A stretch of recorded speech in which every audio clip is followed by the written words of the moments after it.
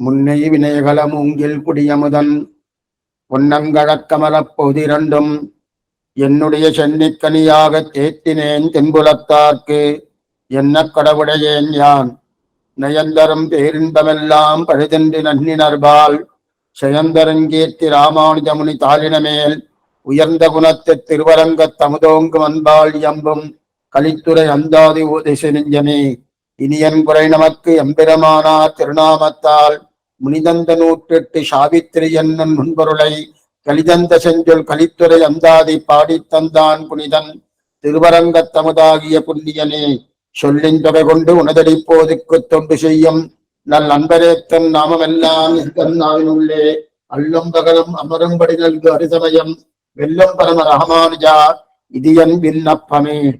முனியார் துயரங்கள் முந்திலும் இன்பங்கள் மொய்த்திடிலும் தனியார் மனம் கண்ணமங்கனின்றானை கலைவரவும் தனியானை தந்தமை செய்த நீலன் தனக்குலகில் இனியானை எங்களி ராமானுஜனை வந்தெய்தினரே. ஸ்ரீ வைஷ்ணவ சம்பிரதாயத்திலே ஆச்சார வைபவத்துக்குன்னு ஒரு தனி இடம் உண்டு.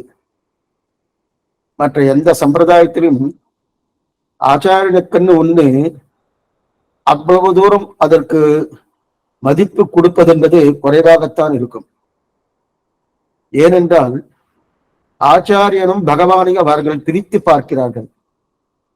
ஆனா நம் சம்பிரதாயத்திலே சாஸ்திரம் சொன்னபடி ஆச்சாரன் வேறல்ல, பகவான் வேறல்ல. ஆச்சாருடைய திருவடி ஸ்தானமே, பகவானின் திருவடி ஸ்தானமே ஆச்சாரியன். அப்படி இருக்க செய்து அந்த ஆச்சாரனுக்குன்னு ஆச்சரியமான கிரந்தத்தை அனுகிரகித்தார் சுவாமி திருவரங்கத்தமுதனார். ராமானுஜ நூற்றந்தாதி என்று பெயர். பிரபந்த காயத்ரி, பிரபந்த சாவித்திரி என்று சொல்லப்படுகிறது. அதிலே ஆச்சரியமான பாசனம் முனியார் துயரங்கள் முந்திலும் இன்பங்கள் முத்திலும் கனியார் மனம் கண்ணமங்கரின்றான் என்று சொல்லக்கூடிய 17ஆம் பாட்டு. இந்த பாட்டிலே ஒரு சந்தேகம் ஏற்பட்டது. என்ன சந்தேகம் என்றால், ராமானுஜருடைய சம்பந்தம் பெற்றால் எல்லாம் நன்மை சொல்லிட்டு இருக்கே, அப்ப துக்கம் இருக்காதா? அதே போல நமக்கு சிரமங்கள்லாம் வராதா? அதே போல நமக்கு இன்பங்கள் நிறைய வந்து சேருமா என்கிற ஒரு பெரிய கேள்வி பிறக்க, அந்த கேள்விக்கு சமாதானம் சொல்லுமா அப்பொழுதுதான் இந்த பாசனமே அமைக்கப்பட்டுள்ளது. முனியார் துயரங்கள் முந்திலும் இன்பங்கள் மொய்த்திடனும் மனம் கனியார் அப்படின்னு தெரிவிக்கிறார். அப்படின்னா இந்த முதல்ல இந்த இடத்துல குறையல் பிரானடிக்கு வில்லாந்தன்மை ராமானுஜன் 2ஆம் பாட்டு சொல்லிட்டார். ஆனா இந்த பாட்டுல திருவெங்காழ்வாடைய திருவடி சம்பந்தம் பெற்றவர்கள் பல பெரியோர்கள், அதிலே பிரதானவர் சுவாமி ராமானுஜர் என்று சொல்லி அந்த ராமானுஜர் சம்பந்தம் யாரெல்லாம் பெற்றிருக்கிறார்களோ அவர்களுக்கு முனியார் துயரங்கள் முன்பிலும் இன்பங்கள் மொய்த்திடனும் மனம் கனியாரும் தெரிவிக்கிறார். அப்படின்னா இன்பங்கள் மொய்த்திடனும் எத்தனை துன்பங்கள் வந்து சேர்ந்தாலும் எப்படி வரும்னா, நான் முன்னே என்று இன்பங்களோ துன்பங்களோ வந்து சேர்ந்தாலும் மனம் கனியார் கலைபரவும் தனியானை தந்தமை செய்த நீலன் தனக்குலகிலிடியானை. ஏன் சுவாமி மனம் கனியார்னா, ராமானுஜ சம்பந்தம் இருக்கிறபடியாலே வந்து சேர்ந்த சுக துக்கங்களை மதிக்க மாட்டார்கள். சுகமா ஓகோன்னு கொண்டாட மாட்டார்கள், துக்கமா அப்படியே மூலையில உட்கார்ந்து அழமாட்டார்கள். அதை மதிக்க. ஏன்னா சுகங்களையும் துக்கங்களையும் கண்டு நல்ல பாருங்க, சுகங்களை கண்டு இன்பப்படுவதோ துக்கங்களை கண்டு துன்பப்படுவதோ இரண்டுமே கிடையாது. ஏன்னா அதுக்கு மேல சுகத்தை ஒருத்தர் கொடுக்கிறாரோ அந்த சுகத்தை கொடுப்பவனிடத்துல ஆதரிப்பதோ துக்கத்தை கொடுப்பவன அனாதரிப்பது, இந்த ரெண்டுமே கிடையாது. எது பண்ணாலும் அவ சமமாக பார்க்கக்கூடிய ஒரு நின்மை இருக்கு. ஏன்னா ராமானுஜ சம்பந்தம் ஏற்பட்டபடியால இந்த ஏற்றம் கிடைக்கிறதுன்னு தெரிவிக்கிறார். உடனே ஒரு ஆட்சேபம். என்ன ஆட்சேபம்னா, ராமானுஜ சம்பந்தத்துக்கு துக்கம் வராதா சுவாமி? துக்கம் வராதுன்னா துக்கம் நிச்சயம் வரும். அது நம்ம கடந்த காலத்துல பார்த்துருக்கோம். துக்கம் வர, ஏன்னா அநேகமா பிற பிற பிற மதத்தவர்கள்லாம் இதைதான் சொல்லுவா, எங்க மதத்துக்கு வந்துருங்கோ, உங்களுக்கு எப்பவும் சுகமே இருக்கும், துக்கமே வராதுமா. அந்த மாதிரிலாம் பொய் சொல்றதுக்கு நம்ம சம்பிரதாயம் விரும்பல. அதெல்லாம் பொய் தான், சந்தேகமே இல்லை. எந்த ஏன்னா இப்ப எத்தனை மதத்துல எத்தனையோ பேர் போயிருக்கா, அவளுக்கு துக்கம் இல்லையா? நம் சம்பிரதாயத்துல துக்கம் இருக்கே. நம் சம்பிரதாயத்துக்கு இருப்பவர்களும் துக்கம் படவில்லைன்னு சொல்லி துக்கம் இல்லைன்னு சொல்லலையா? துக்கம் உண்டு, துக்கம் உண்டு, சுகமும் உண்டு. ஆனா இன்பத் துன்பங்கள் அவசியம் வரும். ஆனால் வித்தியாசம் என்ன தெரியுமா? ராமானுஜ சம்பந்தம் பெறாதவர்களும் இன்பத் துன்பங்கள் உண்டு, ராமானுஜ சம்பந்தம் பெற்றவர்களுக்கும் இன்பத் துன்பம் உண்டு. ஆனால் சம்பந்தம் பெறாதவர்கள் இன்பத் துன்பங்களில் பட்டு தவிக்கிறார்கள். அவ தவிப்பா, ஓ இப்படி சமப்பட்டு இருக்கனே, சமப்பட்டு தவிக்கிறார்கள். ஆனால் சம்பந்தம் பெற்றவர்கள் இருக்கா இல்லையா, இந்த இன்பத் துன்பங்களில் அவ கொஞ்சமாவது நடையாடுவாளன, நடையாடுவது கிடையாது. அப்படின்னா அந்த துன்பம் இன்பத் துன்பம் இவாளர்களை பாதிக்காது. அதுக்கு நிறைய நான் எக்ஸாம்பிள் சொன்னேன். ஏதோ ஒரு சிறியா ஒரு அடிபட்டுட்டு அப்ப பகவானுடைய சேவை கிடைக்கும்போது அந்த அடிவலி நமக்கு தெரியவே தெரியாது. இதை காட்டிலும் ஆனந்தம் ஒண்ணு கிடைச்சு தரும். அதே போல ராமானுஜ சம்பந்தத்துக்கு மேல மற்றொரு ஆனந்தம் இருக்கா?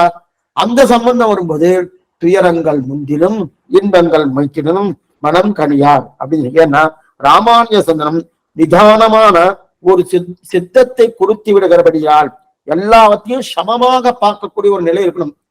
ஸ்ரீமாதவாங்கிரி ஜலஜத்ரிய நித்திய சேவா பிரேமாவிலாசய பராங்குஷ பாதபக்தம் காமாதிதோஷ அனமாத்ம பதாஸ்ரிதானாம் ராமானுஜம் யதிபதிம் பிரணமாய் மூர்த்தனா.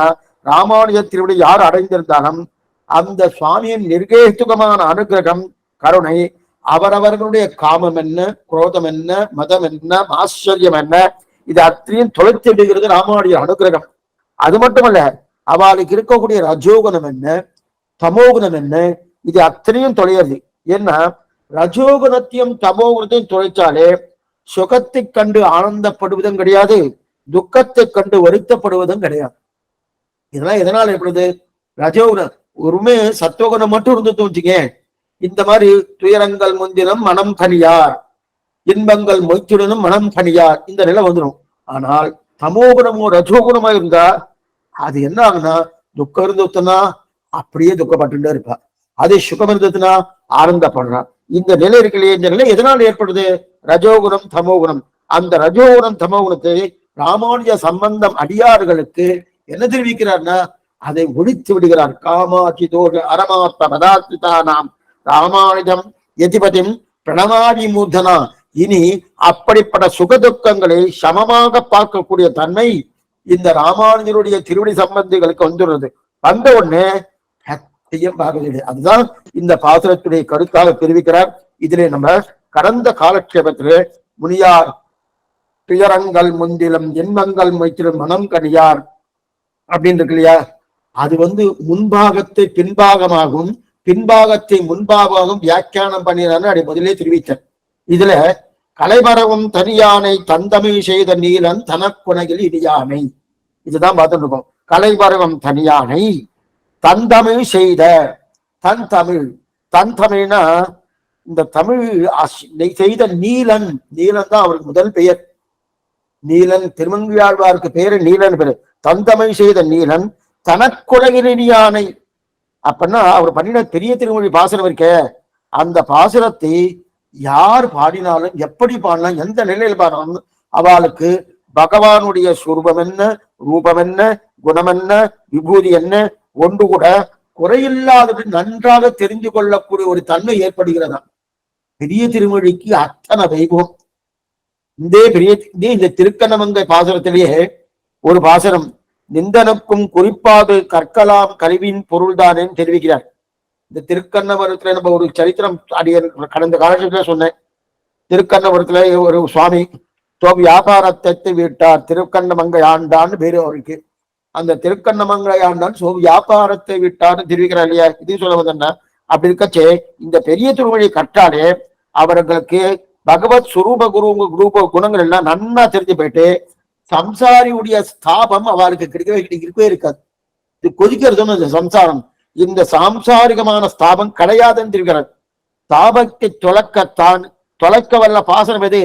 திராவிட ரூபமான இருக்கக்கூடிய பாசனம். அதுதான் தமிழ் பாஷையில இருக்கு. தந்தமிழ் செய்த நீலன். தந்தமிழ்னா அந்த நாட்கள்லாம் ராஜாக்கள். நீலன் தனக்குலகில் இனியானை, ஆணை தெரிவிக்கிறார். ஆணையா தெரிவிக்கிறதுக்கு என்ன காரணம்னா, அந்த நாட்கள்ல ராஜாக்கள்லாம் அந்த ராஜாக்களை பார்த்து கவிஞர்களோ இல்ல யாரோ ஒருத்தர் யாசகம் கேட்கிறவரா பிக்ஷை கேட்கிறவராலும் பிக்ஷை என்னன்னா அவ ஏதோ ஒரு வார்த்தையை சொல்லுவா, 2 3 கவிதை சொல்லுவா, அந்த கவிதைக்காக சில பரிசு பொருட்களை கொடுப்பாரனோ அந்த மாதிரி சொல்றச்சு. அந்த காலத்து ராஜாக்களை பார்த்து யானை யானை யானை போல நீர், ஏறு ரிஷபத்தை போல நீர் அப்படின்னு சொல்லுவா. ஏன் சுவாமி யானை எல்லாம் சொல்லிட்டு இருக்காங்கன்னா இவாளுக்கு யானை வேணும், இந்த கவிஞர்களுக்கு யானை வேணும், ரிஷபம் வேணும், அதை போல பலம் வேணும், அதனால தான் அவரும் வாழையானும் சொல்லுவா. அதே போல இந்த திருமங்கியாழ்வார் என்ன கலைபரவும் தனியானை, அச்சுதீயமாக இருக்கக்கூடிய தனியானை பகவானை ஏன் யானைன்னு சொல்றேன்னா இந்த யானை தனக்கு வேணும் என்பதற்காக திருவங்கியாழ்வார் தெரிகிறார். உலகவேத்தும் தென்னானாய் வடவானாய் குடபானானாய் குணபால மதையானாய் இமையோர்க்கென்றும் முன்னானாய் தெரிவித்தார் திருநெடுந்தனதுல. அப்ப 4 யானை, வடக்கே யானை, தெற்கே யானை, மேற்கே யானை, கிழக்கே யானை என்று சொல்லக்கூடிய 4 திவ்ய தேசத்துல 4 யானையை கட்டி ஆண்டாராம் சுவாமி திருவங்கியாழ்வார். அதே போல இந்த யானை வேணும் என்பதற்காக இந்த பாசனமே அப்படி கொடுக்கணும். ஒண்ணுனா கடியனுடைய பாசனமே அப்படிதான் இருக்கு. உலகமேத்தும் தென்னானாயும் தெரிவிக்கிறார். சரி, இந்த யானையை கொடுப்பாரான்னா கொடுப்பார். பெரிய திருமடல்னு ஆச்சரியமான கிரந்தம் ஒண்ணு பண்ணியிருக்கார். 6 கிரந்தங்கள் பண்ணார் திருவங்கியாழ்வார். அதுல மடல், சிறிய திருமடல், பெரிய திருமடல், அதுல கண்ணமங்கை கற்பகம்னு தெரிவிக்கிறார். கற்பகம்னா எனக்கே தன்னை தந்த கற்பகம் நம்மாழ்வார் தெரிவிக்கிறார். கற்பகம்னா கற்பகம் என்ன கேட்டதெல்லாம் கொடுக்க போனோம். அதே போல இந்த கற்பகம் என்ன, இந்த பத்தராபி பெருமாள் என்று சொல்லக்கூடிய திருக்கண்ணமங்கை அந்த பெருமாளுடைய அந்த கற்பகம் இந்த யானையை கேட்டிருக்கார். யானையை கொடுக்குமாறு நன்னாவே கொடுக்குமே, நன்னாவே. சரி சுவாமி, அங்க ஏதோ ராஜாக்கள்லாம் யானை கேட்டான்னு சொல்லிட்டு கேள். அதே போல இங்க திருவங்கியாழ்வார் யானை கேட்டான்னு சொல்லிட்டு கேள். ஆனா அங்க ராஜாக்கள் கேட்குது, ராஜாக்கள் கவிஞர்கள் பேசுது, ராஜாவை கேட்கறது இல்ல, யானையை கேட்கிறா. ஆனா இங்க திருவங்கியாழ்வார் யானையை கேட்டது, பகவானான யானையை கேட்கிறா. அதான் வித்தியாசம். அங்க யானையை கேட்கிறா, இங்க யானை கேட்கிறானா, ஓ திருவங்கியாழ்வாரும் மற்ற கவிஞர்களை போலத்தானான்னு தோணும். அப்படி அர்த்தம் இல்லை. அங்க ராஜாவைத்தான் கேட்டுக்கணும். ராஜாவை கேட்டா ராஜா தன்னையே கொடுப்பாரா, தன்னை கொடுக்க முடியாது. ஆனா இங்க ராஜாவாக இருக்கக்கூடிய திருக்கண்ணமை இங்க பத்தராபி பெருமாள் அவரையே யானையாக நினைத்து அந்த யானை வேணும்னு கேட்கிறாரோ, அதனால்தான் அதை கேட்டு வாங்கிட்டு இருக்காரோ. எதுக்குன்னா இதே ஆழ்வார் இது கடைசி பாசனம் தெரிவிக்கிறார். ஆசனம் கண்ணமங்கையில் கண்டு கொண்டேன் என்று காதலால் கலியன் உரை செய்த, கண்ணமங்கையில் கண்டுகொண்டேன் என்று காதலால் கலித்து உரை செய்த அபார ஆசையாலே 10 பாசனம் பாடுறாரு. அந்த பாசனத்துல பெரியவாச்சான் ஆச்சரியமான ஒரு வியாக்கியானம் அனுபவிக்கிறார். என்ன வியாக்கியானம்னா, இந்த இடத்துல திருவங்கியாழ்வார் அந்த பத்தராபி பெருமாள் திருக்கண்ணமங்கை ஆண்டான் பத்தராபி பெருமாளை பார்த்து, உந்தனக்கும் வெண்சங்கம் ஒன்றேங்கிய கண்ணா நிந்தனுக்கும் குறிப்பாகில் கற்கலாம் கவியின் பொருள் தானே. வெண்சங்கம் ஒன்றேங்கிய கண்ணா அடி கடைசியில சொல்லிட்டு இருக்க ஆட்டு பொழுது நாழியல்ல. வெண்சங்கம் ஒன்றேங்கிய கண்ணா நிந்தனுக்கும் குறிப்பாகில் கற்கலாம் கவியின் பொருள் தானே. ஏன்னா இப்ப நமக்கு பெருமாளை பார்த்து கேட்கிறார் திருவங்கியாழ்வார், பகவான் உமக்கு என்னுடைய பாசுரத்தை கற்றுக்கொள்ள வேண்டும் என்கிற ஆசை இருந்தால் நீ சிஷ்யனா என்கிட்ட வா, உனக்கு எல்லாம் சொல்லித்தரேன், என்னென்ன உண்டு அத்தனையும் சொல்லித்தரேன்னார். பெருமாள் பார்த்தார், நான் மயர்வர மதில பெற்று பேர் கத்துன்றார். இப்ப திருப்பி என்ன சொல்லணும்னு சொல்லிட்டு இருக்காரு. இருந்தாலும் திருவங்கியாழ்வார்ட்ட பாசனம் கேட்கணும்னா ஆசையா இருக்காதான்னா, நம்மகிட்ட எல்லாம் அது இல்லையே. ஆசையா இருக்கணுமோ, வாஸ்தவம் தான். திருவங்கியாழ்வாரே உங்கள்கிட்ட கேட்கணும் தான் ஆசை. இருந்தாலும் இப்ப நான் அச்சாசி சமாதியில இருக்கேன், அர்ச்சையை குலைத்து கொண்டு உன்னிடத்துல கேட்பதற்கு வாய்ப்பு கிடையாது. அதனால அதற்குன்னு காலம் வரும். அந்த காலம் வரும்போது உம்மிடத்துல நான் சிஷ்யனாக இருந்து கொண்டு நீர் ஆச்சாரியனாக இருந்து கொண்டு எனக்கு உபதேசியும் சொன்னார். நடந்து விட்டது. எப்ப சுவாமி நடந்தது? திருமங்கையாழ்வார் ஆச்சாரனா ஆனாரா, பெருமாள் சிஷ்யன் ஆயிட்டார். எங்க சுவாமினா திருக்கண்ணமங்கை பெருமாள் பத்தராவி பெருமாள் என்ன அவதாரம்? கண்ணனுடைய அவதாரம். கிருஷ்ணாட்சேத்திரம் அந்த கண்ணுடைய அவதாரம் என்னால் ஆவணி மாசம் ரோகிணி நட்சத்திரம். அதே ஆவணி மாசம் ரோகிணி நட்சத்திரம் பெரியவாச்சான் பள்ளி அவதரித்தார். அதே போல திருவங்கியாழ்வாருடைய அவதாரம் என்ன? கார்த்திகை மாசம் கிருத்திகா நட்சத்திரம். அதே கார்த்திகை மாசம் கிருத்திகா நட்சத்திர சுவாமி நம்பிள்ளை, நம்பூர் வரதர் என்று சொல்லக்கூடிய நம்பிள்ளை அவதரித்தார். அந்த நம்பிள்ளை பெரியவாச்சான் பிள்ளையுடைய ஆச்சாரியன். அப்ப பெரியவாச்சான் பிள்ளை சிஷ்யர். சிஷ்யர்னா இங்க கேட்டறணும், வெண்சங்கம் ஒன்றேங்கிய கண்ணா நிந்தனுக்கும் குறிப்பாக கற்கலாம் கவியின் பொருள்தானன் கேட்ட ஒரு வார்த்தையை ஞாபகத்தில் வைத்துக் கொண்டு இவரே பெரியவாச்சான் பிள்ளையார், பத்தராமை பெருமாளே பெரியவாச்சான் பிள்ளையா அவதாரம் பண்ண அதே திருவங்கையாழ்வார் கலிகன்று தாசர் என்று சொல்லக்கூடிய கார்த்திகையில் கார்த்திகை உதித்த கலிகன்று வாழியே நம்பிள்ளைக்கு வாழ்த்தினாவது தெரிவிப்பார். கார்த்திகையில் கார்த்திகை உதித்த கலிகன்றின்னு பேரு நம்பிள்ளைக்கு. அப்படிப்பட்ட கலியனே திருமங்கையாழ்வாரே நம்பிள்ளையாக அவதாரம் பண்ணி யாருக்கு உபதேசம்? பெரியவாச்சான் பிள்ளைக்கு தன்னை சிஷ்யனாக ஏற்றுக்கொண்டு உபதேசம் பண்ணார் இல்லையா? எதுக்கு சொல்ல வந்தா இது நடந்துட்டு அந்த குறதீர பெருமாள் நம்பினது கேட்டார் இல்லையா? அது சரித்திரம். ஆக குந்தனுக்கும் குறிப்பாக கற்கலாம் கவியின் பொருள்தான் என்று சொன்னா போலே மறுபடியும் அவதாரம் பண்ணி கேட்டாரனோ. ஆக கலைபரவும் தனியானை தந்தமிழ் செய்த நீலன் தனக்குலகில் இனியானை, இனியானை உலகில் இனியானை. இப்ப ஜாக்காந்த வாசிக்கிறேன், பக்கம் 65. தந்தமிழ் செய்த நிந்தனுக்கும் குறிப்பாக கற்கலாம் கவியின் பொருள்தானே என்கிறபடியே அவனுடைய சொரூப ரூப குண விபூதிகளாக பிரதிபாத்தியத்த கௌரவத்தாலே தன்னை அபியசித்தவர்களுடைய சகல தாபங்களும் மாறும்படி சமகரமாய் திரவிட பாஷா ரூபமாக பிரபந்தீகருளித்தருளின நீலந்தனக்கு திருமங்கையாழ்வார்க்கு கண்ணமங்கையில் கண்டுகொண்டேன் என்று காதலால் கரியனுரை செய்த வண்ண வந்தவள் என்று ஆழ்வார் தம அருளி செய்தார்களே உலகில் இனியானை. இவ்விபூதியிலே சமஸ்த பாகவத ஜனங்களும் அதிப்பிரியக்கரனான பரகாலம் உபாபியமித்தம் என்று ஜீய அருளி செய்தாரிலே எங்களை ராமானுஜனை என்னை போலவே எல்லாரும் உத்தரிப்பிக்காக வந்து அவதரித்துள்ள எம்பெருமானரை வந்தெய்தினரே. சீமானாவிர பூத்தோமு ராமானுஜ திவாகரகா என்னும்படியான பிரபாவத்தை அனுசந்தித்து சங்கதி பண்ண ஆசிரித்த பாக்யவர்கள் அப்படின்னு தெரியும். ஆக இதுவரைக்கும் என்னென்ன பார்த்துடலாம், அதுக்கப்புறம் மேல பண்ணலாம். அதாவது இந்த இடத்துல உந்தனக்கும் கற்கலாம் கவியில் பொருள்தானேன்னு தெரிவித்தார் இல்லையா? சிஷ்யனா வந்து அவதாரம் பண்ணார் பெரியவாச்சான் பிள்ளையாக, திருமங்கையாழ்வார் வந்து நம்பிள்ளையாக வந்து அவதாரம் பண்ணான்னு. சரி, உலகில் இனியாருன்னா சமஸ்த பாகவதனங்களுக்கும் பிரியம்.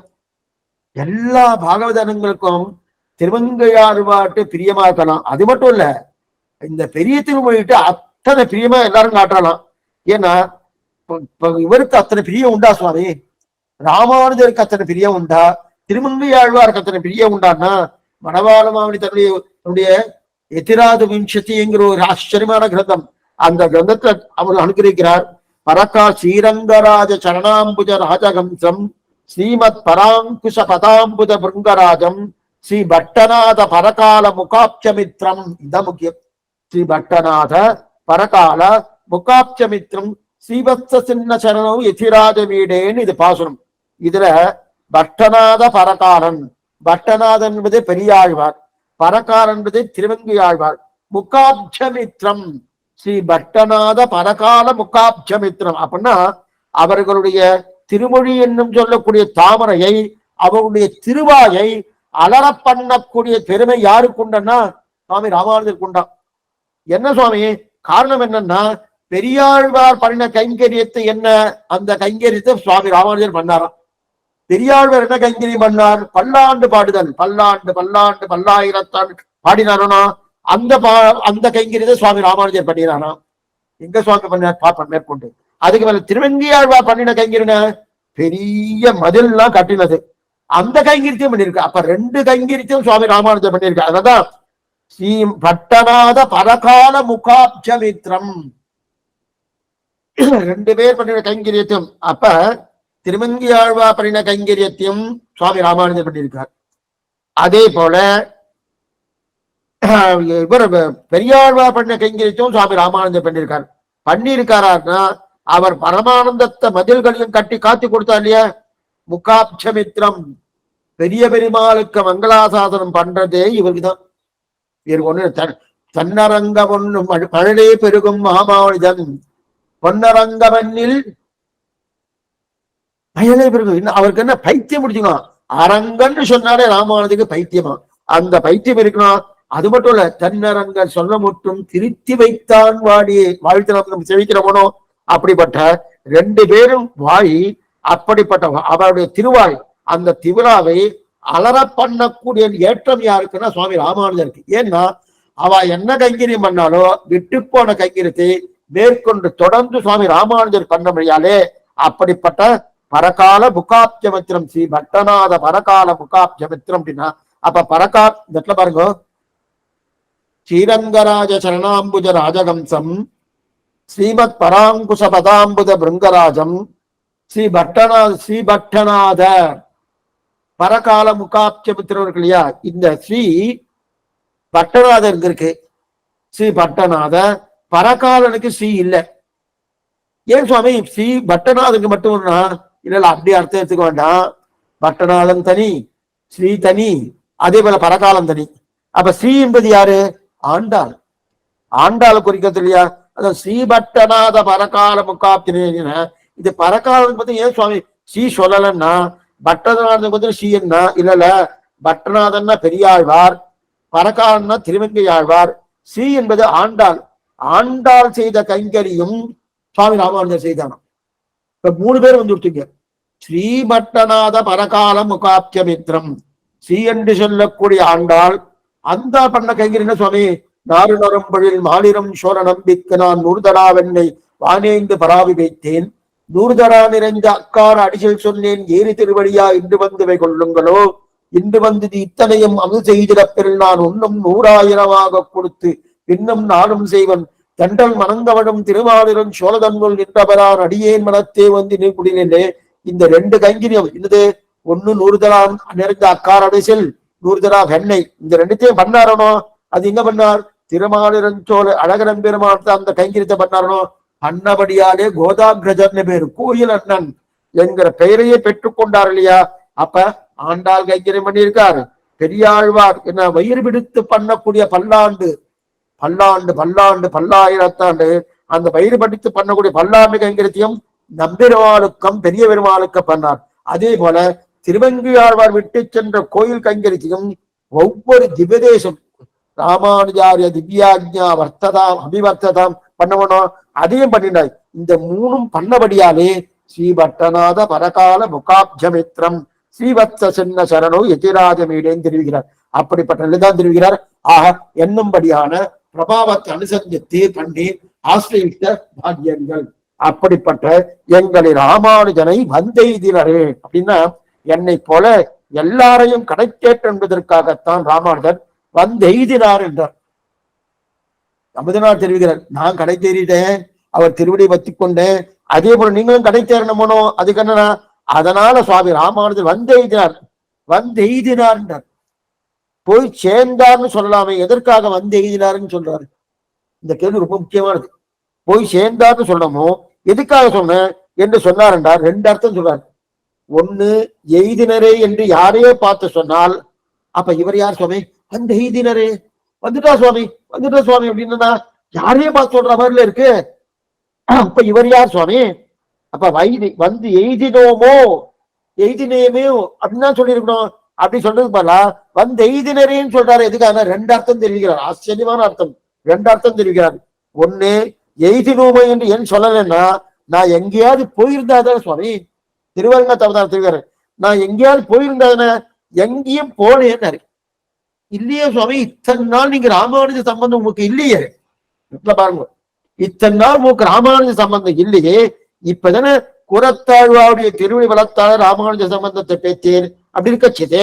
எங்கேயுமே போகலன்னு சொல்லிட்டு இருக்கிறேன்னா இல்ல இல்ல இல்ல, ராமானுஜ திருவடி இப்பதான் பத்தினே வாஸ்தவம், அது இல்லைன்னு சொல்ல. ஆனா அவர் திருவடியை பத்தின பிறகு அதுக்கப்புறம் என்ன தெரியுமா தோன்றது? ஓ, இந்த திருவடியை பத்திருக்கேன், எப்ப பத்தின அந்த ஞாபகமே இல்ல, முதல்ல இருந்தே இந்த திருவடியை பற்றி கொண்டுதான் இருக்கேன் என்கிற எண்ணம் தான் ராமானுஜர திருவடியை பத்தின பிறகு வந்துட்டே இருக்கும். வருமா சுவாமி? இந்த பாருனா அந்த திருவடி பத்தினி அதுல ஆச்சரியமான ஒரு அன்வயம் பிராமணியத்தோடு இருந்தா அந்த எண்ணம் தான் ஏற்படும். ஒண்ணு வேண்டாம். இப்ப ஸ்ரீபெரும்புதூர் உற்சவம் நடந்துட்டு இருக்கு. நம்ம ஸ்ரீபெரும்புதூர்ல 2 நாள் அங்க தங்கி இருந்து சேவிச்சோம் வச்சுக்கேன். அதுக்கப்புறம் ஆத்துக்கு வந்துட்டோம். ஆத்துக்கு வந்ததுக்கு அப்புறம் அதே ஞாபகமா இருக்கும்.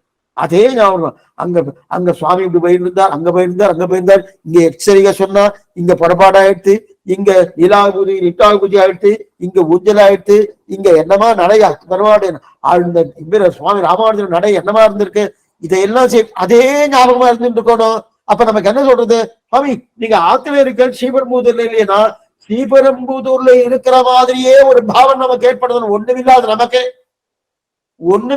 நமக்கே அந்த பாவம் ஏற்படுமான்னா அவருடைய அனுகிரகத்தால வருது. கொஞ்சம் நல்லா புரிஞ்சுக்கணும். எனக்கெல்லாம் இந்த மாதிரி இல்லையா அனுகிரகம் இல்லைன்னு அர்த்தம். அனுகிரகத்தால பூர்ணம் வருது. அதே போல திருவரங்க தவத்தினாருக்கு அந்த ராமானுஜ சம்பந்தம் புறத்தாழ்வாவுடைய திருவடி சம்பந்தத்தால ராமானுஜ சம்பந்தம் ஏற்பட்டிருந்தாலும் பிறந்ததிலிருந்தே ராமானுஜ சம்பந்தம் இருக்கே என்கிற நினைவோடு பேசிட்டு இருக்காரா. அதான் தெரிவிக்கிறாரு. அப்படின்னா ஏன்னா அந்த ராமானுஜ சம்பந்தம் அத்தனை வைபவத்தை கொடுக்குறான். முதல்ல இருந்து இருக்கு, இன்னைக்கு புதுசா ஏற்பட்டதில்ல அப்படின்னு தெரிவிக்கிறார் இல்லையா. அப்ப நான் பிறந்ததுல இருந்தே இந்த திருவடியில் தான் இருக்கிறேன் போடுங்கிற எண்ணம் வருமா. அப்படிப்பட்ட எண்ணம் வந்தபடியா தெரிவிக்கிறார் இல்லையா. அப்படிப்பட்ட நிலை இருக்கிறபடியாதே. ஏன்னா ஜென்ம ஜென்மாவும் அங்கதான் சுவாமி இருக்கேன், அவருடைய திருவடியில் தான் இருந்துட்டு இருக்கேன், வேற எங்கே இல்லை. ஆனா அது எய்த காரணம் பிரிந்தால் கூட்டில எய்தினேன் என்று சொல்லாத காரணம் பிரிந்தால் என்றோ ராமானுஜனை எய்தினரே அப்படின்ற கலையா. அப்பன்னா எய்தினேன் என்று சொல்லாத காரணம் எய்தினேன் சொல்லணும், எய்தினேன்னு சொல்லாம எய்தினரே அப்படின்னு சொல்றதுக்கு என்ன காரணம்னா பிரிஞ்சிருந்தாதான் வந்து சேரணும். பிரியலன்னா எப்படி அப்படின்னு சொல்றாரு. இதுக்கு ஆச்சரியமான ஒரு விஷயம், ஆஜகான முகூர்த்தேன எத்திர ராம சலக்ஷ்மணகான்னு ஒரு ஆச்சரியமான ராமாயண ஸ்லோகம். ஆஜகான முகூர்த்தேன எத்திர ராம சலக்ஷ்மணகான்னு ஒரு ராமாயண ஸ்லோகம். அப்படின்னா ராமன் லக்ஷ்மணோட கூட இருக்கும்போது வந்து சேர்ந்தான் விபீஷன் சொல்லியிருக்கிறார். அங்கிருந்து ராவணனாலே துரத்தப்பட்டான். என் குலத்தை கெடுக்க வந்த கோடரி காம்பே இந்த நாட்டை விட்டு வெளியேறி ராவணன் சொன்ன உடனே அங்கிருந்து கிளம்பினான். கிளம்பி நேரா நிவேதயதமாம் செப்ரம் விபீஷணம் உபஸ்திதம் சர்வலோக சரண்யாய ராகவாய மகாத்மனே ராகவன் திருளி தரணும்னு வந்தார். அப்ப வரச்ச என்ன சொல்லுகிறார் வால்மீகி, ஆஜகான முகூர்த்தேன எத்தனை ராம சலக்ஷ்மணகா அப்படின்னாரு. என்னன்னா வந்து சேர்ந்தான் விபீஷணன் சொல்லியிருக்கணும். இந்த இடத்துக்கு வந்து சேர்ந்தான் விபீஷன் என்றார். வந்து சேர்ந்தான் சுவாமி, நம்ம வீட்டுல இருந்து ஒரு இடத்துக்கு போறோம்னா என்ன சொல்லுவார், போனான்னு சொல்லுவார். இப்ப விபீஷனுடைய இடம் எது, லங்கை. ராமனுடைய இடம் எது, அது விபீஷனுடைய இடம் கிடையாது. அப்ப போய் சேர்ந்தான் சொல்லணும். என்னைக்குமே நம்ம வீட்டுல இருந்து வெளில போச்சு, சுவாமி அங்க போய் சேர்ந்துட்டார் அப்படின்றோம், ஆத்துக்கு வந்துட்டார் அப்படின்னு தான் சொல்லுவோம். அப்ப நம்ம இடமா இருந்தா வந்து சேர்ந்தான்னு சொல்லணும், வேறு இடமா இருந்தா போய் சேர்ந்தான்னு சொல்லணும். இப்ப விபீஷனுக்கு தன்னிடம் எது, லங்கா. அப்ப லங்கையிலிருந்து புறப்பட்டு ராமன் இருக்கக்கூடிய இடத்துக்கு வந்தாருன்னு என்ன சொல்லணும், போய் சேர்ந்தான்னு சொல்லணும். அப்படி இருக்கச்சு இவர் என்ன தெரிவிக்கிறார், வால்மீகி வந்து சேர்ந்தான்னு தெரிவிக்கிறார். ஆச்சரியமா தெரிவிக்கிற வியாக்கியாத்தா இல்ல விபீஷண அபிப்பிராயத்தாலே ராமனுடைய திருவடி எங்க இருக்கோ அதுதான் தன்னுடைய இடம் நினைக்கிறான் விபீஷணன். ராமன் திருவடி எங்க இருக்கோ அதுதான் தன்னிடம் நினைக்கிறானா. லங்கைய தன்னிடமா நினைச்சதே கிடையாது, கிடையவே கிடையாது. அதனால்தான் இங்க என்ன சொல்லிக்கிறாரு, அந்த விபீஷன் அங்க நினைக்கிறது கிடையாது. அதே போல ராவண பவனத்தை தன்னிடம் நினைச்சதே கிடையாது. அதனால்தான் ஆஜகாம முகூர்த்தேன எத்திர ராம சலக்ஷ்மணகாம் அப்படின்னு வால்மீகி தெரிவிக்கிறார். வந்து சேர்ந்தான் ராமன் திருவடிக்கும் சேர்க்கிறார். அதே போல இங்கேயும் வந்தெய்தினரே என்றன்னா இருக்க வேண்டியது எப்போதும் ராமானுஜ திருவடிதான். கொஞ்சம் என்ன புரிஞ்சுக்கோ, நாம இருக்க வேண்டியது எங்கன்னா ராமானுஜ திருவடி தவிர மத்தொன்னு உய்ய ஒரேவடி உடையவர் திருவடி, அந்த திருவடிதான். ஏதோ அப்படி இப்படி போயிருந்த சுவாமி, அப்படி இப்படி போயிருந்தேன், இப்ப திரும்ப வந்து விட்டேன் அப்படித்தானே சொன்னோம். ஏன்னா என்ன பாருங்க, சில சில குழந்தைகளா இருக்கணும், வீட்டை விட்டு போயிடும், கோச்சின்னு போயிடும். கோச்சின்னு போயிட்டு என்ன அப்படின்னா திரும்ப வந்துட்டான்னு தான் சொல்லுவா, திரும்ப போனான்னு சொல்லுவாளா, போனா கிளம்பி போயிட்டான்னு அர்த்தம், திரும்ப வந்துட்டான்னு சொல்றோம்ல. அதே போல நானும் ராமானுஜ சம்பந்தம் ஏதோ ஆயிடுச்சு சுவாமி, 40-50 வருஷம் ஆயிடுச்சு, சம்பந்தம் பெறல. அப்படி இப்படி ஒண்ணு என்ன ஆச்சு ஏதாச்சுன்னு அவர் யாருன்னே தெரியலையே. நிறைய பேருக்கு தெரியாது, நிறைய பேருக்கு பகவானை பத்தி தெரிஞ்சுக்கலன்னா ஒண்ணு கவலையே வேண்டாம். தெரிஞ்சுக்கணுன்ற அவசியம் இருக்கான்னா அவசியம் உண்டு, ஆனா தெரிஞ்சுக்கலன்னா பெரிய கவலைப்பட வேண்டிய அவசியம் இல்லை. ராமானுஜரை பத்தி அவசியம் தெரிஞ்சுட்டாங்க. ஏன்னா ராமானுஜ சம்பந்தம் இருந்தா தான் வாழ்ச்சி. ராமானுஜ சம்பந்தம் இல்லையா வாழ்ச்சி என்பது ஒரு கேள்விக்குறியாகத்தான் இருக்கும். இதுக்கு சொல்ல வந்தேன்ன, அப்படி இருக்க 40-50 வருஷங்கள் எங்கெங்கயோ அப்படியே சுத்திட்டு இருந்தோம். இப்பதான் அந்த சம்பந்தம் கிடைச்சது. சம்பந்தம் கிடைச்ச உடனே இனிமே என்ன சொல்றது, வந்து எய்தினரு வந்து சேர்ந்துட்டோன்றான், வந்து சேர்ந்தான். என்ன சுவாமி போகலையா ராமானு சம்பந்தம் எடுத்துக்கனா? இல்லையே சுவாமி, அந்த திருவடி சம்பந்தம் கிடைச்சதுக்கு அப்புறம் இத்தனை நாள் இழந்தேனேங்கிற ஒரு நிலை இருந்திருந்தால் கூட, எத்தனை நாளா இருந்துருக்க, அந்த திருவடி தவிர எனக்கு வேற கதி கிடையாது என்கிற எண்ணத்தோடு அந்த திருவடிக்கு அத்தனை வைபவம் கொடுக்குமா. அப்படிப்பட்ட திருவடி வந்து எய்தின பிறகு என்ன நடக்கும்? திருவடி பத்தின பிறகு என்ன நினைக்கிறது? முனியார் துயரங்கள் முந்திலும் இன்பங்கள் மைக்கிடனும் மனம் கனியார். அப்ப நிறைய இதுதான் சொன்னேன். முதல் 2 வரிய பின்னாடி வச்சுட்டா வியாக்கியானத்தை, பின்னாடி 2 வரிய முன்னாடி வச்சுட்டா வியாக்கியானம். இதே மாதிரி முன்னே பாட்டு அது மாதிரிதான் இருக்கு. ஏன்னா நமக்கு சப்தங்கள் நமக்கு அன்வயம் ஆகணுன்றதுக்காக அந்த மாதிரி வச்சிருக்கா. இது மணவாள மாமனியும் அதே மாதிரிதான் பண்ணியிருக்கார், திருலோகஞ்சிய சுவாமியும் அதே மாதிரிதான் பண்ணியிருக்கா. அப்படி இருக்கச்சே முனியார் துயரங்கள் முந்திலும் இன்பங்கள் மைக்கிடனும் மனம் கனியார். நிறைய துக்கங்கள் வந்தாலும் ஒரு நாளும் துக்கப்பட மாட்டார்கள். துக்கம் எப்போதும் இன்னதுமாகும். நான் முன்னேன்னு ஒரு இப்ப வியாக்கியானத்தை வாசிக்கிறேன், பக்கம் 66. முனியார் துயரங்கள் முந்திலும் துக்கங்களானவை அகமகம் எங்க யாய் வந்து மெய்சித்தாலும் இது வந்ததே என்று வியாக்குலப்படார்கள். முனிவு வெறுப்பு இன்பங்கள் மைத்திடுங்கடியாம் நம் சுகதுக்கங்களானவை ஏகேன வந்து திரண்டாலும் இந்த அதிசயம் நமக்கு வந்ததே என்று பகவன் லாபம் போலே மனசிலே ஏகார் அகங்களா மைத்தல் திரளுதல் நத்ரசித்தே பிரதி தப்பியோபி வித்யேஜ் பதாஸ்விதம் என்கிறாரே கீதாச்சாரியரும் மனகத நச்சிலஞ்சு தச்சே அக்ஷஸ்வரியா என்று இவ்வர்த்தத்தை அபியுக்தரும் அருளி செய்தாரே. இதுவரைக்கும் முடிச்சிட்டார். கொஞ்சம் விபுலமான விஷயம், ஆனா சுருக்கமா அவர் எழுதியிருக்கார். கொஞ்சம் விபுலமா நம்ம பார்க்கலாம். அதாவது முனியார் துயரங்கள் முந்திலும் இன்பங்கள் மைத்திடும் மனம் கடியார்னு சொன்னார். துன்பங்கள் குறுக்கே எப்படி வருனான்? நான் முன்னேன்னு வருமா. ஒவ்வொரு துன்பங்களும் நான் முன்னாடி போயிருக்கேனே அப்படின்னு முன்னாடி. இன்னும் நமக்கு ஏதோ நன்மை பண்றவர் நன்மையே கிடையாது. துன்பங்கள் நம்ம சமப்படுத்த போறதுனும் அது முன்னாடி வந்துட்டு இருக்குமா. இது எது போறன்னா, இதுக்கு பராசர பட்டர் தெரிவிக்கிற ஸ்ரீகுண ரத்னகோசத்துக்கு ஆச்சரியமான தெரிவிக்கிறார். ரத்திமதி சரஸ்வதி திருத்தி அப்படின்னு தெரிவிக்கிறார். ரத்திமதி சரஸ்வதி திருத்தி அப்படின்னு தெரிவிக்கிறார். அப்படின்னா 7 விஷயங்கள் தெரிவிக்கிறாங்க. ரத்தி என்று சொல்லக்கூடிய ஆசை, அதே மதி என்று சொல்லக்கூடிய ஞானம், சரஸ்வதி என்று சொல்லக்கூடிய ஞான பூர்த்தி, திருத்தி என்று சொல்லக்கூடிய திடமான சித்தம், சமிருத்தி என்று சொல்லக்கூடிய செழிப்பு, அதே கீர்த்தி என்று சொல்லக்கூடிய காரியம் நிறைவேற்றுதல், கிரியகா என்று சொல்லக்கூடிய இது எத்தனை என்னவென்னா, ஸ்ரீரங்கநாச்சியாவுடைய திருக்கண் பாவை நோக்கு பட்டுனா இந்த மதி ரதி சரஸ்வதி திருதி அதுவே சமிருதி இதெல்லாம் காத்துட்டு இருக்குமா. இந்த 7 காத்துட்டு இருக்குமா. ஸ்ரீரங்கநாச்சியாவுடைய திருக்கண் நோக்கு யார் மேல படுறதோ அவட்ட முதல்ல நான் போய் முன்னே போய் உட்கார்ந்து போகணும். ஓட்டப்பந்தயம் பண்ணுவானோ, ஓட்டப்பந்தயம் பண்றது நான் முன்னே போறேன் குழந்தைகள்லாம் போகணும். அந்த மாதிரி இந்த 7 என்ன பண்ணும்னா, ஸ்ரீரங்கநாச்சியாவோட திருக்கண் பார்வை யார் மேல படுறதுன்னு காத்துட்டு இருக்குமா.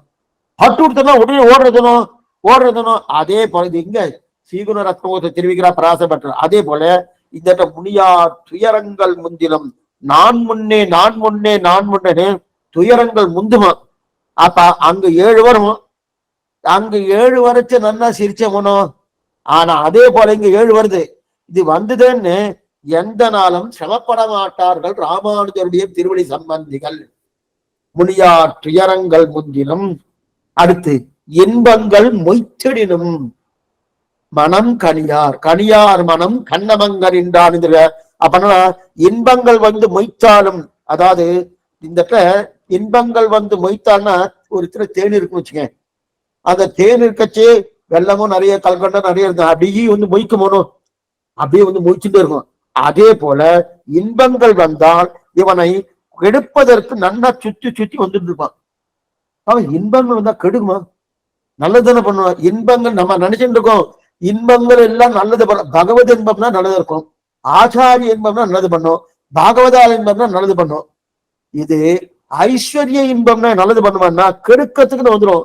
வருதுன்னா சுத்தி சுத்தி சுத்தி வரும், ஒவ்வொரு இன்பமா வரும். என்ன என்னதுமா பண்ணும், நிறைய பேர் கிடைக்கணுமே. சில பேர் நல்லா ஓஹோன்னு பேர் கிடைக்கிறதுனோ ஓரோன்னு பேர் கிடைக்கிறதுனோ அது ஒரு இன்பம். என்னமா பேர் சுவாமி கிடைச்சது, எவ்வளவு பெரியவரா இருக்காரு, என்னமா பேர் கிடைச்சது, அது ஒண்ணு. இன்னொன்னு என்ன, பெரிய பதவியெல்லாம் வேற கிடைக்கிறது. பெரிய பதவி கிடைக்கிறதுனோ அது வேற 4 பேர் பார்த்து இவரை இந்திரனே சந்திரனே இவர் என்ன வைபவம், இவர் வைபவம் என்ன சொல்றாங்க. இதெல்லாம் என்னது என்னன்னா பணம் காசு நிறைய சேரும்.